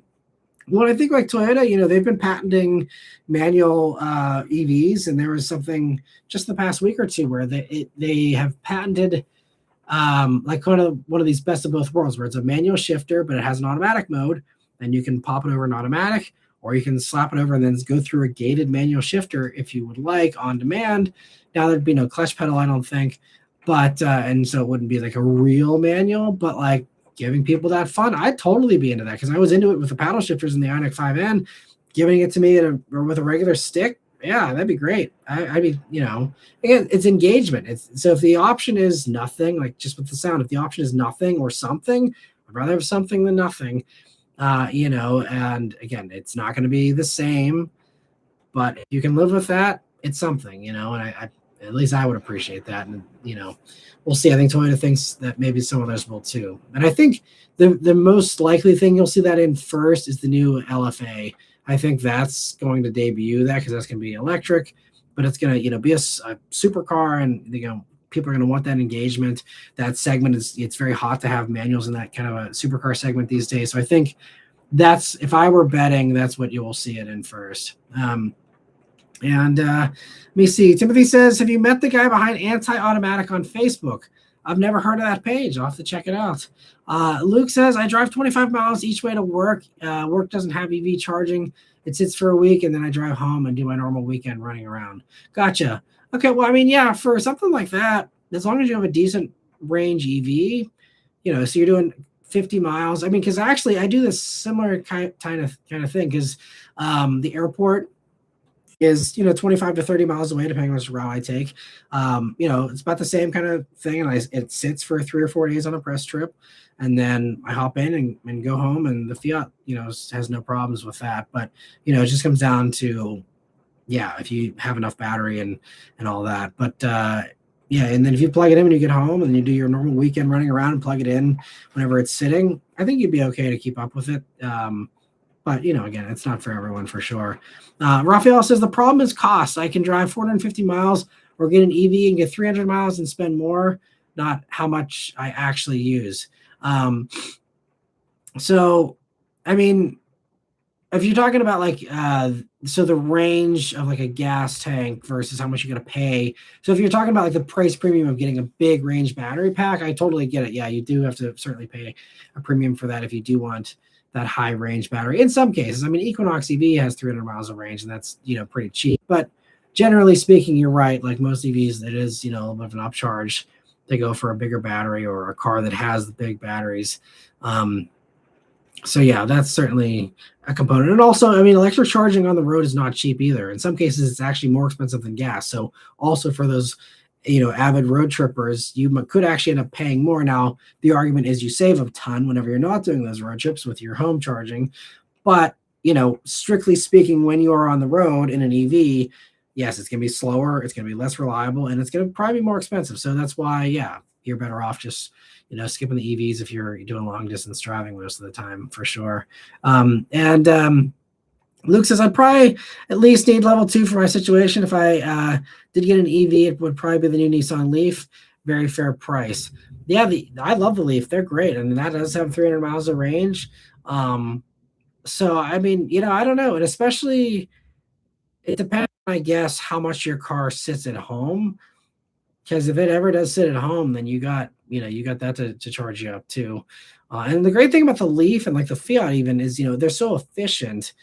That's the other component that often gets kind of swept under the rug with EVs is like, people are like, oh, well, it's electric, so who cares about the efficiency? But like, if you get one that's really efficient, then again, it does cost less to keep it topped up and do that transportation you're doing.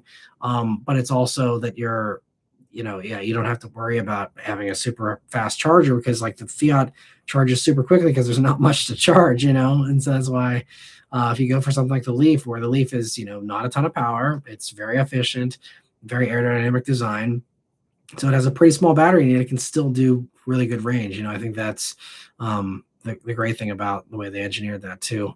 And Luke says the weather's crazy at his place now too. Glad it's not just me, but sorry you got to deal with bad weather too. And Raquel says, you just named me. I wake up, go to get gas, and end up in PA because I missed one exit. Totally random. Nice. Well, there you go. Yeah. So that's why I totally recognize that difference with the way some people do stuff. And Luke says, I'd be more comfortable if charging at home could get me 50 to 60 miles overnight while I sleep. Okay. Well, if that's the case, then yeah, level 2 would totally do that easily. And that's definitely the way to go. If that's something, even a slow level 2 would be able to do that. Like if you have a dryer vent out or a dryer outlet, something like that would be completely fine for that. But he says typically I get home Friday around 4 p.m., leave Saturday around 7 to do my running around, which is anywhere from 30 to 70 miles, depending on what I have to do. Gotcha. Yeah. So, I mean, if that were us, yeah, we'd probably be mostly okay. Again, some of it you'd maybe need to catch up on a little bit, on the off days. But if especially it's 30, you'd have no issues. If it's 70, you might have some issues, but it's not bad. Like, I mean, even like one of Beth's sisters lives in West Virginia, and that's roughly about 100 miles. And like in the Lyric, we got 315 miles of range or something like that. So like for a trip like that, I would, instead of going to 80%, I'd the night before or the day before, take it up to 100%. And then we got 100 miles to go down, 100 miles to come back. We still got a nice solid buffer of over 100 miles by the time we get home. And that 100, we're not going to do 100 miles of driving for errand running, going to school and stuff like that anyway. So we'd be fine, but then you just are catching up and getting, so you have 100 miles of range the day you get back, and then the day following, okay, maybe now we've got 150 miles or 170 miles, and then the following day it's okay, well now we got over 200 miles, and you still knock it down a little bit with your daily driving, but because it's not more than what you're gaining overnight, it's not a big deal, and you eventually kind of work your way back up. And it sometimes could, I mean, even with the Mach-E, when we came back from our one road trip, I came home with like a 5% battery, and I think with that, like it took us probably 4 or 5 days of make sure it's charging every single time it's sitting at home, before we got back to getting to our 90% charge or whatever we usually ran that at. So I mean, it's but it was completely fine. We were never in a position where, oh no, we can't go anywhere. It was totally fine. So it just comes down to whether you want to be bothered with that or not, but level 2 makes it a lot easier for sure.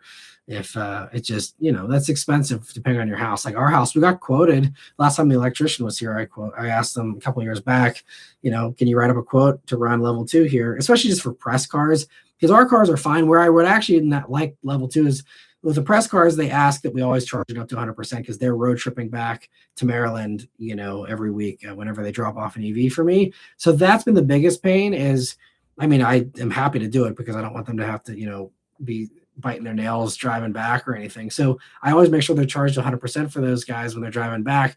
But that's where it's kind of tough because then I'm like taking the Lyric off the charger for a day or two to make sure that the press car is juiced up in time, and I have to do some creative, planning of how I'm going to drive, when I'm going to drive, and kind of shifting, the charger around a little bit that way. So that's been a little bit inconvenient at times, but even that's been totally manageable on the level 1. So because I mean, I think for us, our electrician quote is like $6,000 because our house is also not super new. We don't have a dryer vent nearby, or a dryer. I don't know why I'm saying dryer vent over and over. We don't have a dryer plug nearby, so it would be a whole big thing to wire up the garage for that level 2. So that's also why we just haven't done it yet. But I'm keeping my fingers crossed that one of these days I'll get an EV charging company, like Electron or one of these other people that make these home chargers, to try and talk one of them into being like, hey, I'd love to showcase your charger, but I don't have the house wired up for it. Can you maybe help me out there and see if any of them with a healthy budget can maybe put it in for me, and then I'll be much easier off there with that. But we'll see if I can ever get something like that going. But anyway, so Daniel says, what do you think about the 2026 ES versus the 25 ES when it comes to design? The ES is going to take some getting used to. I saw it in person last year. It's nice. I don't hate it as much as maybe a lot of other people do. I think for me, the design is totally fine on the outside. I just don't love the inside because the inside is just a screen. And especially with luxury cars, Mercedes already learned this lesson, I think, slowly but surely, that like luxury is not screens. Luxury is, beautiful leathers, beautiful woods, metal, things feeling heavy for knobs and switches, and those are the tangible things that make it feel like, okay, I spent a bunch of money and I got my money's worth, versus the ES, it's a screen. That's it. That's the problem, I think. I mean, it has some cool ambient lighting and there's nice like bamboo on the doors or something. There's other things to it, but I don't know if there's enough. I think, when you throw out all these buttons and knobs and switches, it's a real big hit on the luxury stuff, especially. No one misses it on a Corolla or something, but you'll miss it on the luxury stuff. So I think that's the problem with ES, but that's also the trend. And look at how many people happily drive around on Teslas and think they're luxurious with having a screen and nothing else. So, I think that there's a precedent there, and I think that they can get away with it. But I think they're going to lose some people too, So, but it sounds like the pricing that just came out is fantastic, like really cheap for especially the electric version. I think that was actually cheaper than the gas hybrid version. I mean, they're all like actually pretty well priced. It's a little more expensive than the last generation, but like, it seems like it's a pretty decent deal, especially for the electric one, and considering what Toyota charges for their electric vehicles in Toyota's range. Like the Lexus isn't that much more expensive because it's using the same mechanicals, but like I think that could be a pretty good value. I'll hopefully be reviewing one of those this summer. I do know of the media drive. I've said no to it just because I don't know. It's another one where I'm not sure if I'm convinced it's going to get the views for me, so I'm just not taking a chance on that, especially with the way flying is going these days. So not into that, but so I think it's gonna be interesting to see how that plays out for Lexus. They certainly took a chance, but they've taken chances before. Everyone hated the grill on them 10 years ago, and everyone swore off Lexus, and then now people are fine with it. So I think the styling just needs to take time to grow on people, and then it'll be okay. Let me see. XE says, hey man, I'm 17 and this is June. And this June, I'm either going to buy a 2004 Mustang GT or 2008 Mustang GT. I want it to be a manual and it'll be my first car. Let me know what's the better option. I love the S197 a lot more than the SN95. The SN95, 2004 is just, the specs. It's way slower. And it's also just like the handling's better in the newer versions. It's, again, it's more power. I think it looks better in my subjective opinion. And it's a safer car. It's got better technology, especially if you go 2008, I guess you're still stuck with a basic radio, but it's a little bit more spacious. So it's a little more usable if you actually plan on bringing your buddies along in the back seat or anything at any point. It's a little bit nicer. As far as the manuals goes, also it's another big perk. They really improved the manual for the S197. It's a little bit more of a modern feeling manual. The SN95 was still kind of like the crooked, like long shifter kind of thing. And it's old school. It's fun in its own way, but it's not as precise. It takes a lot more effort. The clutch pedal's a lot heavier in the 2004 versus the 2008. Again, maybe those are all things that you like. Maybe you like the engagement of a left leg workout and all that. I don't know. I certainly don't. I like manuals that are easier to drive because you can be smoother with them, and then but that's a personal preference thing. But personally, especially if it's your first manual and you're trying to learn on it, I think you're gonna have an easier time learning on a 2008 than you will on a 2004. So that's probably my whole download for the most part as far as those two go and how they compare. I've reviewed both. Definitely check out both reviews if you haven't already. I did SN95 Mustang GT. It was a long time ago, but slightly more recently, I did the 2001 Bullet, which will give you kind of a slightly more mature Matt Moran reviewing, an SN95 and my thoughts on it in a more updated form there. I also did a Terminator back in the day too, Cobra. But yeah, and then I've done the 08s, that generation Mustang as well. Although that's what I need to do again because it's been a long time. The last time I did it, it was like a snowy day. But I think actually the one I reviewed, I think that was it a manual? I can't even remember now. Maybe it was. I think it was a manual. Yeah, but yeah, they're great. I remember them very well. But that's another one. That's another one of my plans here now. I don't have press cards for a little while. Is try and see if I can go back and revisit some stuff that's been a decade or more since I've driven some of these things and have a more modern, again, kind of 35-year-old Matt, reviewing these things instead of a 20-year-old or 25-year-old Matt reviewing some of this stuff. So, but especially, I mean, maybe for you, if you're 17, going back and seeing, 20-something Matt kind of reviewing those things might be a little bit more relatable than me now and my thoughts and preferences and all that now. So definitely check those out if you haven't already, but hopefully it helps you a little bit and hopefully the videos help you too. Let me know if you have any follow-up questions though. And same for anyone who's shopping cars. I'll do my one shout out of the night here. I do the one-on-one car consulting on my website too, mattmoranmotoring.com. We can do a one-on-one video call and dive more into exactly what you want, what you need, and what would be best for you based on all those wants and needs. But Raphael says, my commute is about 40 miles each way, then a random 150-mile drive on a weekend. So an EV would totally work, like that beautiful A6. Yeah, totally would in that kind of a case. I mean, especially with the level 2 charger, you'd be totally fine there and probably save a decent amount of gas money too, especially these days, but even in normal times, But anyway, Pitchka Tomato says, hey, my man, just wanted to say I've been watching you for like a decade now. Just wanted to wish you the best. Thank you so much for that. And thanks for sticking around for over a decade here. I really appreciate that. And thanks for stopping by to say that. And thank you for continuing to watch. That's what's given me staying power is you guys also sticking around. This channel lives and dies by people watching the videos. That's the way it works, So thank you so much for allowing me to do this for as long as I have. It's been an absolutely phenomenally fun ride and hope it continues to go on much longer here too.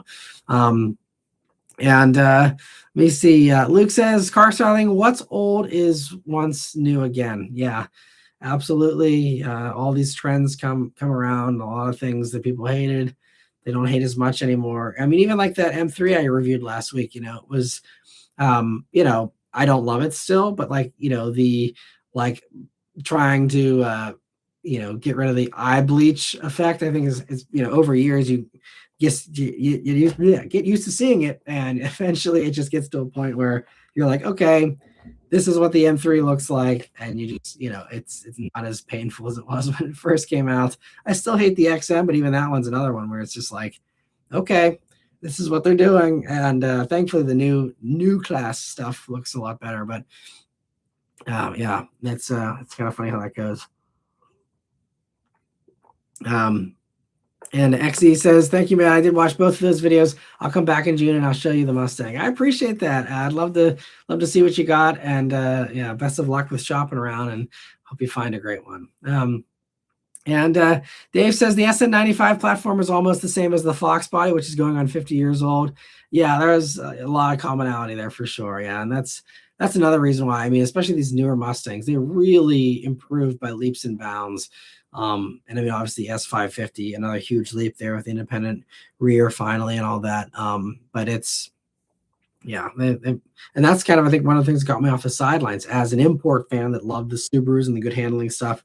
Whenever S550 went with independent rear and all that stuff, that's when it really was able to, really go to the next level and got me off the sidelines, especially with the EcoBoost, the turbo and all that. But it really is a huge evolution. Confirmation says, hi, Matt. Always look forward to the Sunday chat. Thanks for stopping by, Confirmation. And Theodore says, you got the best show out there. Keep up the good work. God bless you and your family. I appreciate that. And thanks so much for continuing to stop by here, Theodore, and for watching the videos. I always appreciate it. And I appreciate your comments on some of the old stuff. Theodore goes back and watches some of the really old ones from time to time. And it's always fun to see people still enjoying those old ones. And Raphael's asking for the chat here. What car did you start with?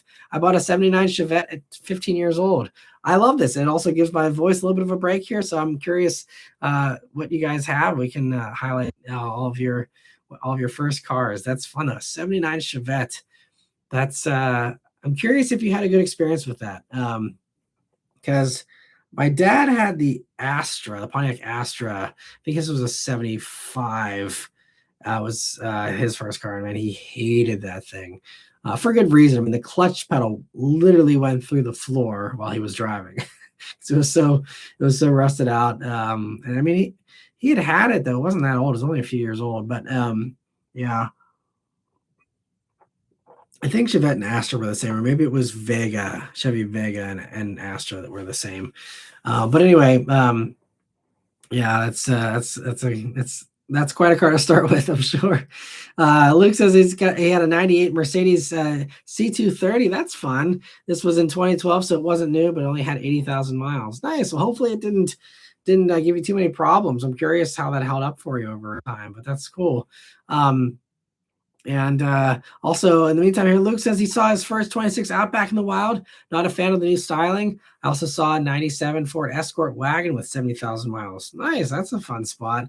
Yeah, I'm starting to see the new Outbacks pop up little by little too. And yeah, that's another one where like I don't love the styling, but they're going to be everywhere and I'll get used to it, I'm sure, soon. The Wilderness version, though, is really hard to live with. I mean, I'm not looking forward to seeing that styling all over the place, but they decided to do their worst attempt at a Ford Raptor front end, and we'll see how sales pan out for that one, but I'm sure it won't slow down their momentum. The Confirmation says, why does Nissan always use the name of previous models to integrate into the name of the new model? Example, the Datsun 810 Maxima, or the Nissan Stanza Ultima, or the Nissan Pathfinder Armada. I think for a lot of people, it was just like not losing it with the dealer and getting people confused. I think, especially back then, it was, we weren't in the age of information as much necessarily. I think there was just, a lot of real worry about you're going to lose people, because people are like, oh, I have a 810.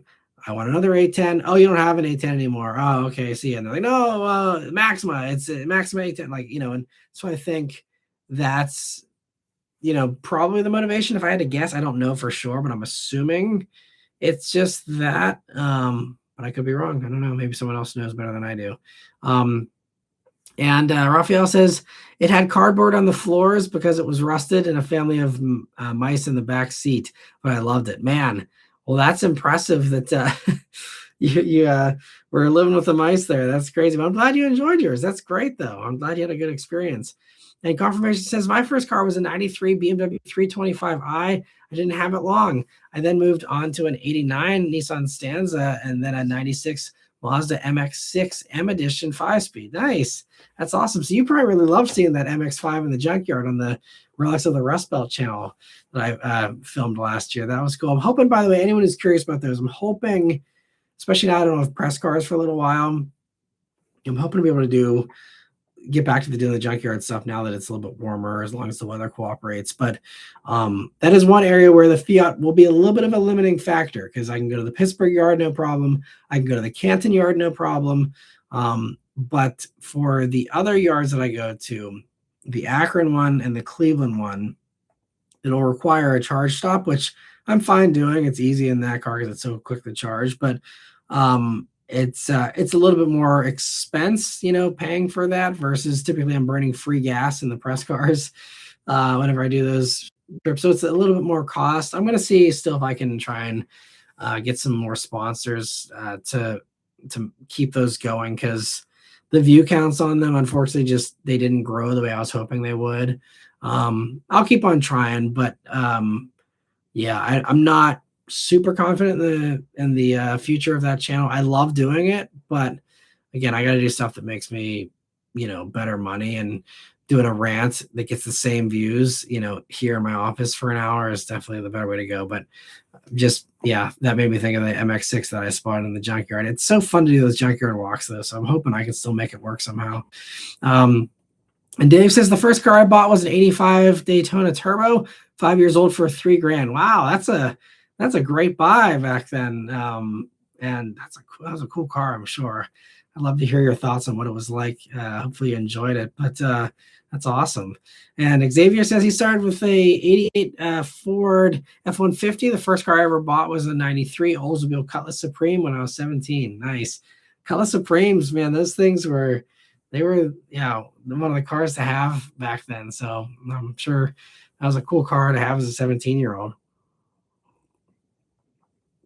And Luke says the Mercedes was pretty reliable for him. It was the little stuff that was expensive. Like it cost me $800 for front struts, $700 for control arms, but no major engine issues occurred. Well, that's good at least. I'm just glad there weren't any over-engineered, weird, expensive parts. If it's wear items, I mean, they're expensive, it sounds like, but at least, nothing out of the ordinary. So that's good. And we see confirmation says, Matt, how far are you from the former site of the Volkswagen Westmoreland plant? Anything of interest still there? So I actually drove past that. When was the last time I was past that? So there's the Westmoreland one, yeah. And then there was the Fisher body plant. They built, Fisher bodies for GM. That one's actually a little bit closer. And I think that was still just a business park. The Volkswagen plant, it's been a while since I've been past there. I have been past there before. I don't know if there's anything there though. It's been a long time though. I think I went past it whenever I filmed the Pontiac Solstice review a couple of years ago.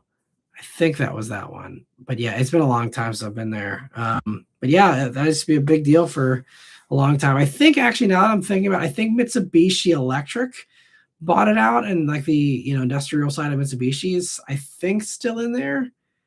I could be wrong. A quick Google search can correct me, but it's something like that, I think. But it's cool. Yeah, that's a fun little often forgotten piece of history. They were turning out, I think we did mostly like Volkswagen things, and I think there was maybe some rabbits that came out of the Westmoreland plant. And it's a whole interesting story about how that whole thing kind of blew up in Volkswagen's face and turned into a giant issue. But it was fun while it lasted there.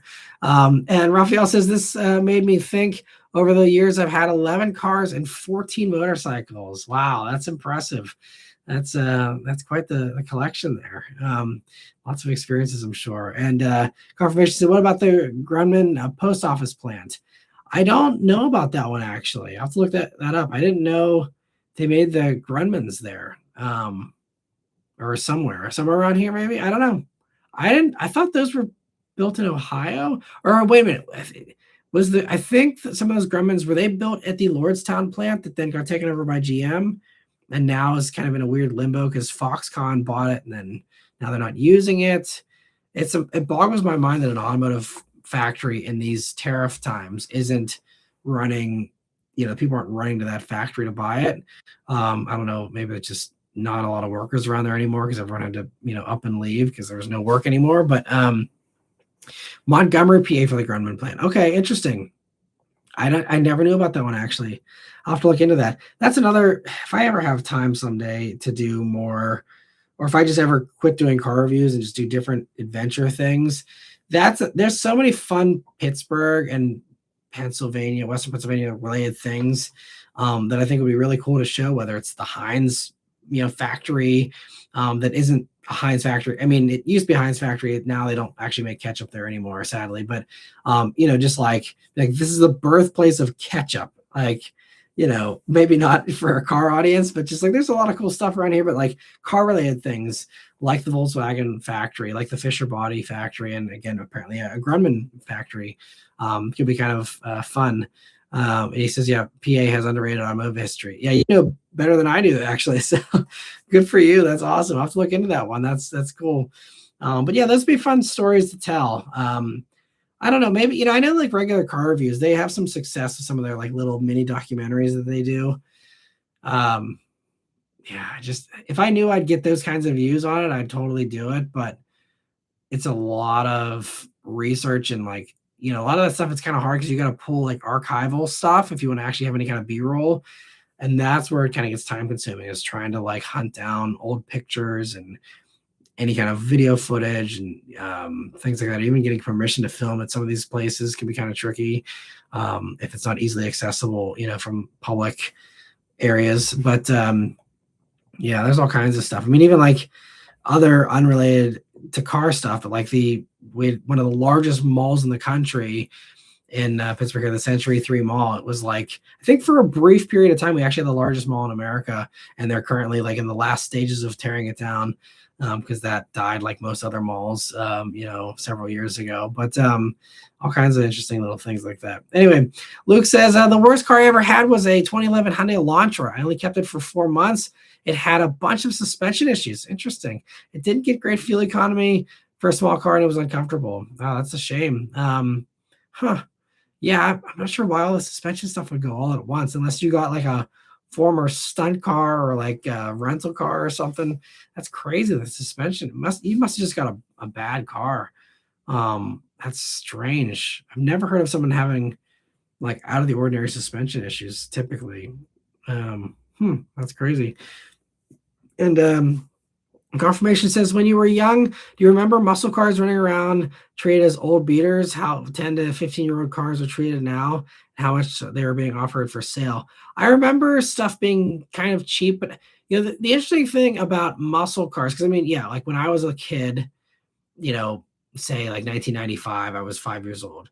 So if we're talking, yeah, like stuff that was 10 to 15 years old, you're talking, stuff from mostly Malaise era stuff is what I was seeing as a kid primarily. So I didn't see a ton of like clunky old muscle cars. Really, that was a little bit, past my time. But the thing about the 60s muscle cars, and others here that are older than me can probably, kind of fact check me on this, but like, especially when we were talking about the oil embargo earlier, that, whenever you had all these catalytic converters come in the mid 70s and all these motors getting choked of all the power they used to have in the 60s, everyone immediately said, I don't want this. Just like a lot of EV stuff right now. All these muscle car fans said, I don't want the new stuff. And they clung to their 60s and early 70s muscle cars. And I think that the second that the oil embargo happened in 73, the second that you had catalytic converters in 75, I think that cemented, like even back then, they knew this was the golden era of muscle. And at least for a while, we're not getting back to this. And so I think that I don't remember there ever being really cheap muscle cars. Like I don't think those cars ever really got that cheap. I mean, sure, if you got a rusted out, beaten to hell kind of one, sure. I'm sure there was some kind of deals to be had, but that stuff was, especially the V8 stuff, especially, was always desirable. Now, maybe the 6-cylinder Mustangs, people you still discarded and were changing, hands at, dirt cheap prices. But, for the most part, especially the V8 muscle stuff, I think that was always desirable. And I remember even as a kid in the 90s, someone having a shiny, restored, muscle car. And even if you know the classic car market, you'll know that there's a lot of stuff that was restored in the 80s. And, so even in the 80s, like people were like, oh, this is really desirable, to the point where I'm going to spend a bunch of money to restore this 15 to 20-year-old car at the time, a car that now typically, no one touches 15 to 20-year-old stuff. Like look at all the S550 or all the S197 Mustangs. Right now it's the same thing. You have a 2005 Mustang, no one really is cherishing those and polishing them up. They're cheap, used kind of starter cars. They're great values, but and they're great cars still. But it's kind of sad. Now I'm seeing in 2026 these 2005 Mustangs. I'm like, oh, this must have been the way it was, in the 70s and the 80s when you saw these, old rundown muscle cars. It was kind of that same thing. But there was a lot of restoration happening in the 80s, and this is why you see a lot of these older restoration classic cars that have bench seats from a Cutlass or something, and you have, stupid, Mustang 2 suspensions they threw in some of this stuff, and all these things that are clearly like 80s kind of mods, and just some of the, like people, they put consoles in, and they put in cassette decks, and all that kind of stuff. You still see some of that even all these years later in a lot of those kinds of cars. Especially some of the cheaper examples that haven't been brought back to original, like most people want these days for classics, or resto modded to newer stuff. But like, so I just, that to me proves the fact that we're restoring them in the 80s shows like there was never an undesirable period really for those, aside from, they had to weather those high gas prices, which again it's so funny how it's the same kind of thing now. Those Hellcat buyers, again, in their golden era, the past 10 years, they're going to have to weather these gas prices, but I think they're going to hold on to this stuff because they know like they're never getting back to that. We might have a new Hellcat here. It's a limited thing, but again, the world is clearly going electrified, and it just, I don't think we're going to have another golden era of gas muscle. It's just that's, that time has came and went, and we'll see what happens. Maybe if we do get to a hydrogen future, you can have hydrogen guzzling muscle cars in another 30 years or something for another resurgence. I don't know. But for now, I think, we're kind of in a malaise era in a much better way. It's far better than the malaise ever was. But like in an era where it's like, okay, we need to crunch down and,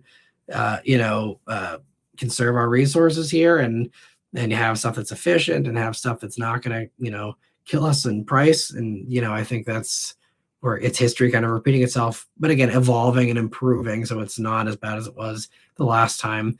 But yeah, it's at least that's the way I kind of perceive it. But yeah, all I saw as a kid was malaise. It was malaise everywhere. Let me see. Goth Rocker says in 98, first car was an 86 Plymouth Caravelle. 86 was the first year of the Chrysler 2.5 liter 4-cylinder. Parents gave me a deal, $1,000. Nice. First car I really saved up for was a 95 Pontiac Bonneville. I loved it. I bet that's a fun car, I'm sure. And yeah, that's cool. Confirmation says it's funny how every other generation has a semi-extinction event of past performance cars being disposed in the present world of the event, like the oil crisis back then and cash for clunkers. Yeah, absolutely. Yeah, it's these cycles that happen, and and there's other cycles that are repeating themselves too. I won't go off the rails, but there's some cycles that certainly are being repeated in current events that, again, so you think you learned your lesson the last time, and, we're going right back to it, So anyway, but Blacked Out says, hi, Matt, which one are you more excited for, the GR Celica prototype or the STI hatch patent? I don't know if I've seen a patent. Maybe that's the new thing people are referring to earlier. I'll have to look into that. Maybe that'll be tomorrow's rant. But I didn't see a hatch patent. Or maybe, are you talking about, there was one thing and it's clearly a race car. If maybe that's what you're talking about, I don't know. Because I think there was a patent, but it was just like a race car kind of patent and not something for the streets. I'm more excited about the GR Celica though, because I have more faith in Toyota to do the fun, exciting thing than Subaru these days. So, and do it well and do it properly. So yeah, GR Celica for me for sure. Got a few more minutes left here, and then I'm going to tap out right at the 2-hour mark because of my voice here. But we've actually kept up with comments very well tonight, so I appreciate everyone for helping me out with that too. But Sark says, hi, Matt. I'm sorry I came in super late, but I'm sure you've already talked about this. But what do you think about the new, STI hatch patent? Okay, sorry. Yeah, I saw something this week, but it wasn't something that like registered in my brain as being exciting. Because again, I think it's just a race car. I'll go back and relook them. Maybe there's something I missed. But I don't have any thoughts unless it's that race car, in which case it's not a production thing. But I'll have to look into that again. Thanks for the heads up, everyone. Maybe there's something I missed here. And Dave says, when I got the Daytona, a buddy of mine paid the same $3,000 for a 69 fastback V8 Mustang, but it needed a lot of work. Interesting. Okay, so there were some deals, I guess, to be had then. That's surprising, but I guess, yeah, maybe some of those rough ones. Yeah, that's crazy. I mean, there were even one of the more famous ones is, like the Mustang from Bullitt was picked up as just like a regular used car. after the production in 68. And then, the first owner had it for a few years. And then sometime in the mid 70s, they sold it to the person who ended up being the owner up until, a couple of years ago. And I don't think it went for a lot of money back then when it was just, like, oh, it's just a used green Mustang. Yeah, it was in a movie, but who cares? Which I still I can't wrap my head around the fact people were that chill about like buying a movie car back then. But anyway, and that's why like Steve McQueen tried to buy it back off of the current owner that had it, all those years. And this was like, late 70s. I don't remember how much Steve McQueen offered, but he didn't offer a whole lot. And it was just like regular, fair market value or whatever. And the guy, told him, nope, like, no, thanks. I don't want it.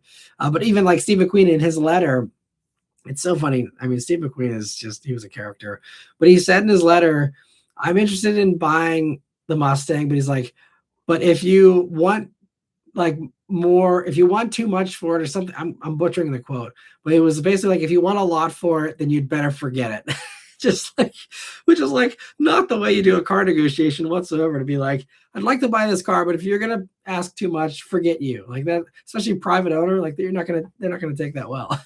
But that was the negotiation, which didn't go well for Steve, but yes, I guess there were some cheap ones, at some point back then, and that was one of them. I mean, that it was just a regular beat up Mustang at that point, and so I think I don't remember how much it was in the classified ad for back then, but it wasn't a lot, I don't think. Let me see. Dave says, so 60s muscle probably bottomed out in the 80s. Yeah, probably. That's what I'd kind of say is, yeah. But I mean, again, they were restoring them, and I think they were still valuable. So I really think that 60s muscle bottomed out in the 70s, as far as desirability goes, and then, shot up straight away once gas got cheap again or cheaper. Again, it never really came back to those prices. Inflation hit hard in the 70s too, same kind of deal. And I think that's one of the things we're worried about here, with gas. If it stays elevated, we're going to get more inflation. Car prices are going to go up again. And, I'm sure we won't have wages go up as a result, just like last time. So that's the next crunch I'm worried about too, potentially. But anyway, Lancelot says, cough, bell bottoms, cough. Good old bell bottoms. Yeah, I'm sure you remember them better than I do. Because for me, it was just the 60s, like flared bell bottoms that kind of came back in the 2000s. That's my only memory of them for the most part, but they're coming back too. And Luke says the Elantra had CV axles go out, control arms, ball joints, and 82,000 miles, so it shouldn't have been that bad. Yeah, that's crazy. Man, I don't know how everything went bad all at once too. That's crazy. And Goth Rocker says, have had 7 cars in my life: 86 Plymouth Caravelle, 95 Bonneville, 98 Subaru Legacy GT, 2006 Legacy GT. Good on you. I'm glad we have that in common. 98 Chevy CK pickup truck, and a 2010 Suzuki Kizashi, and then the Lincoln Continental. Yeah, he says still the Suzuki, Chevy truck, and the Lincoln. That's awesome. He says, I'm seeing the new Charger 6-packs. I think they are neat. Very large, usable, all-wheel drive cars. Absolutely. They're going to be really good once they get to a low enough price point to have mass appeal. And confirmation says, I remember being a senior in high school, seeing brand new Nissan Versas for $9,990 MSRP. I remember that too. Yeah, the cheap Versas, and there was a few others I think around that kind of a price tag too. But yeah, that was the last gasp of affordable cars there. Really, really affordable cars, especially new. I mean, again, everything was cheaper as well. Inflation once again, but yeah. All right, so yeah, see, we are over the 2-hour mark, so the last few here. Sark says, the interesting thing is that it kind of looks like the STI Type B concept that they showed several months ago. Nonetheless, have a great night. Okay, yeah, so I think that was the patent I saw, which I'm pretty sure it's a patent for the Super Taiku Racing series or whatever that they do. I think that's what that is for. I'll check. If it's something that's actually notable and is something that has any chance of production, I will definitely let you guys know, and I'll do a rant about it tomorrow. But in the meantime, I will follow Goth Rocker's advice there and get some chicken soup here and take care of my voice and try and get back to healthier. But thankfully, I did film another car review last week before my voice got shot here. So stay tuned for that tomorrow if I don't do a rant. And stay tuned for some more fun stuff, some more quirky stuff. I might be able to do some pretty cool stuff here in the next week or two, especially. So fingers crossed for that. But anyway, thank you all so much for stopping by here tonight. Thank you all, especially for those of you who did the super chats and the gifting of the memberships there. Lance Swath especially always been the MVP there. I appreciate that. Thank you all so much. Have a great week. Stay happy, healthy, and safe. And I'll see you guys here on the next one. I'll be hopefully doing one on Wednesday. Hopefully I'll be better by then. And I'll see you guys then. But take care.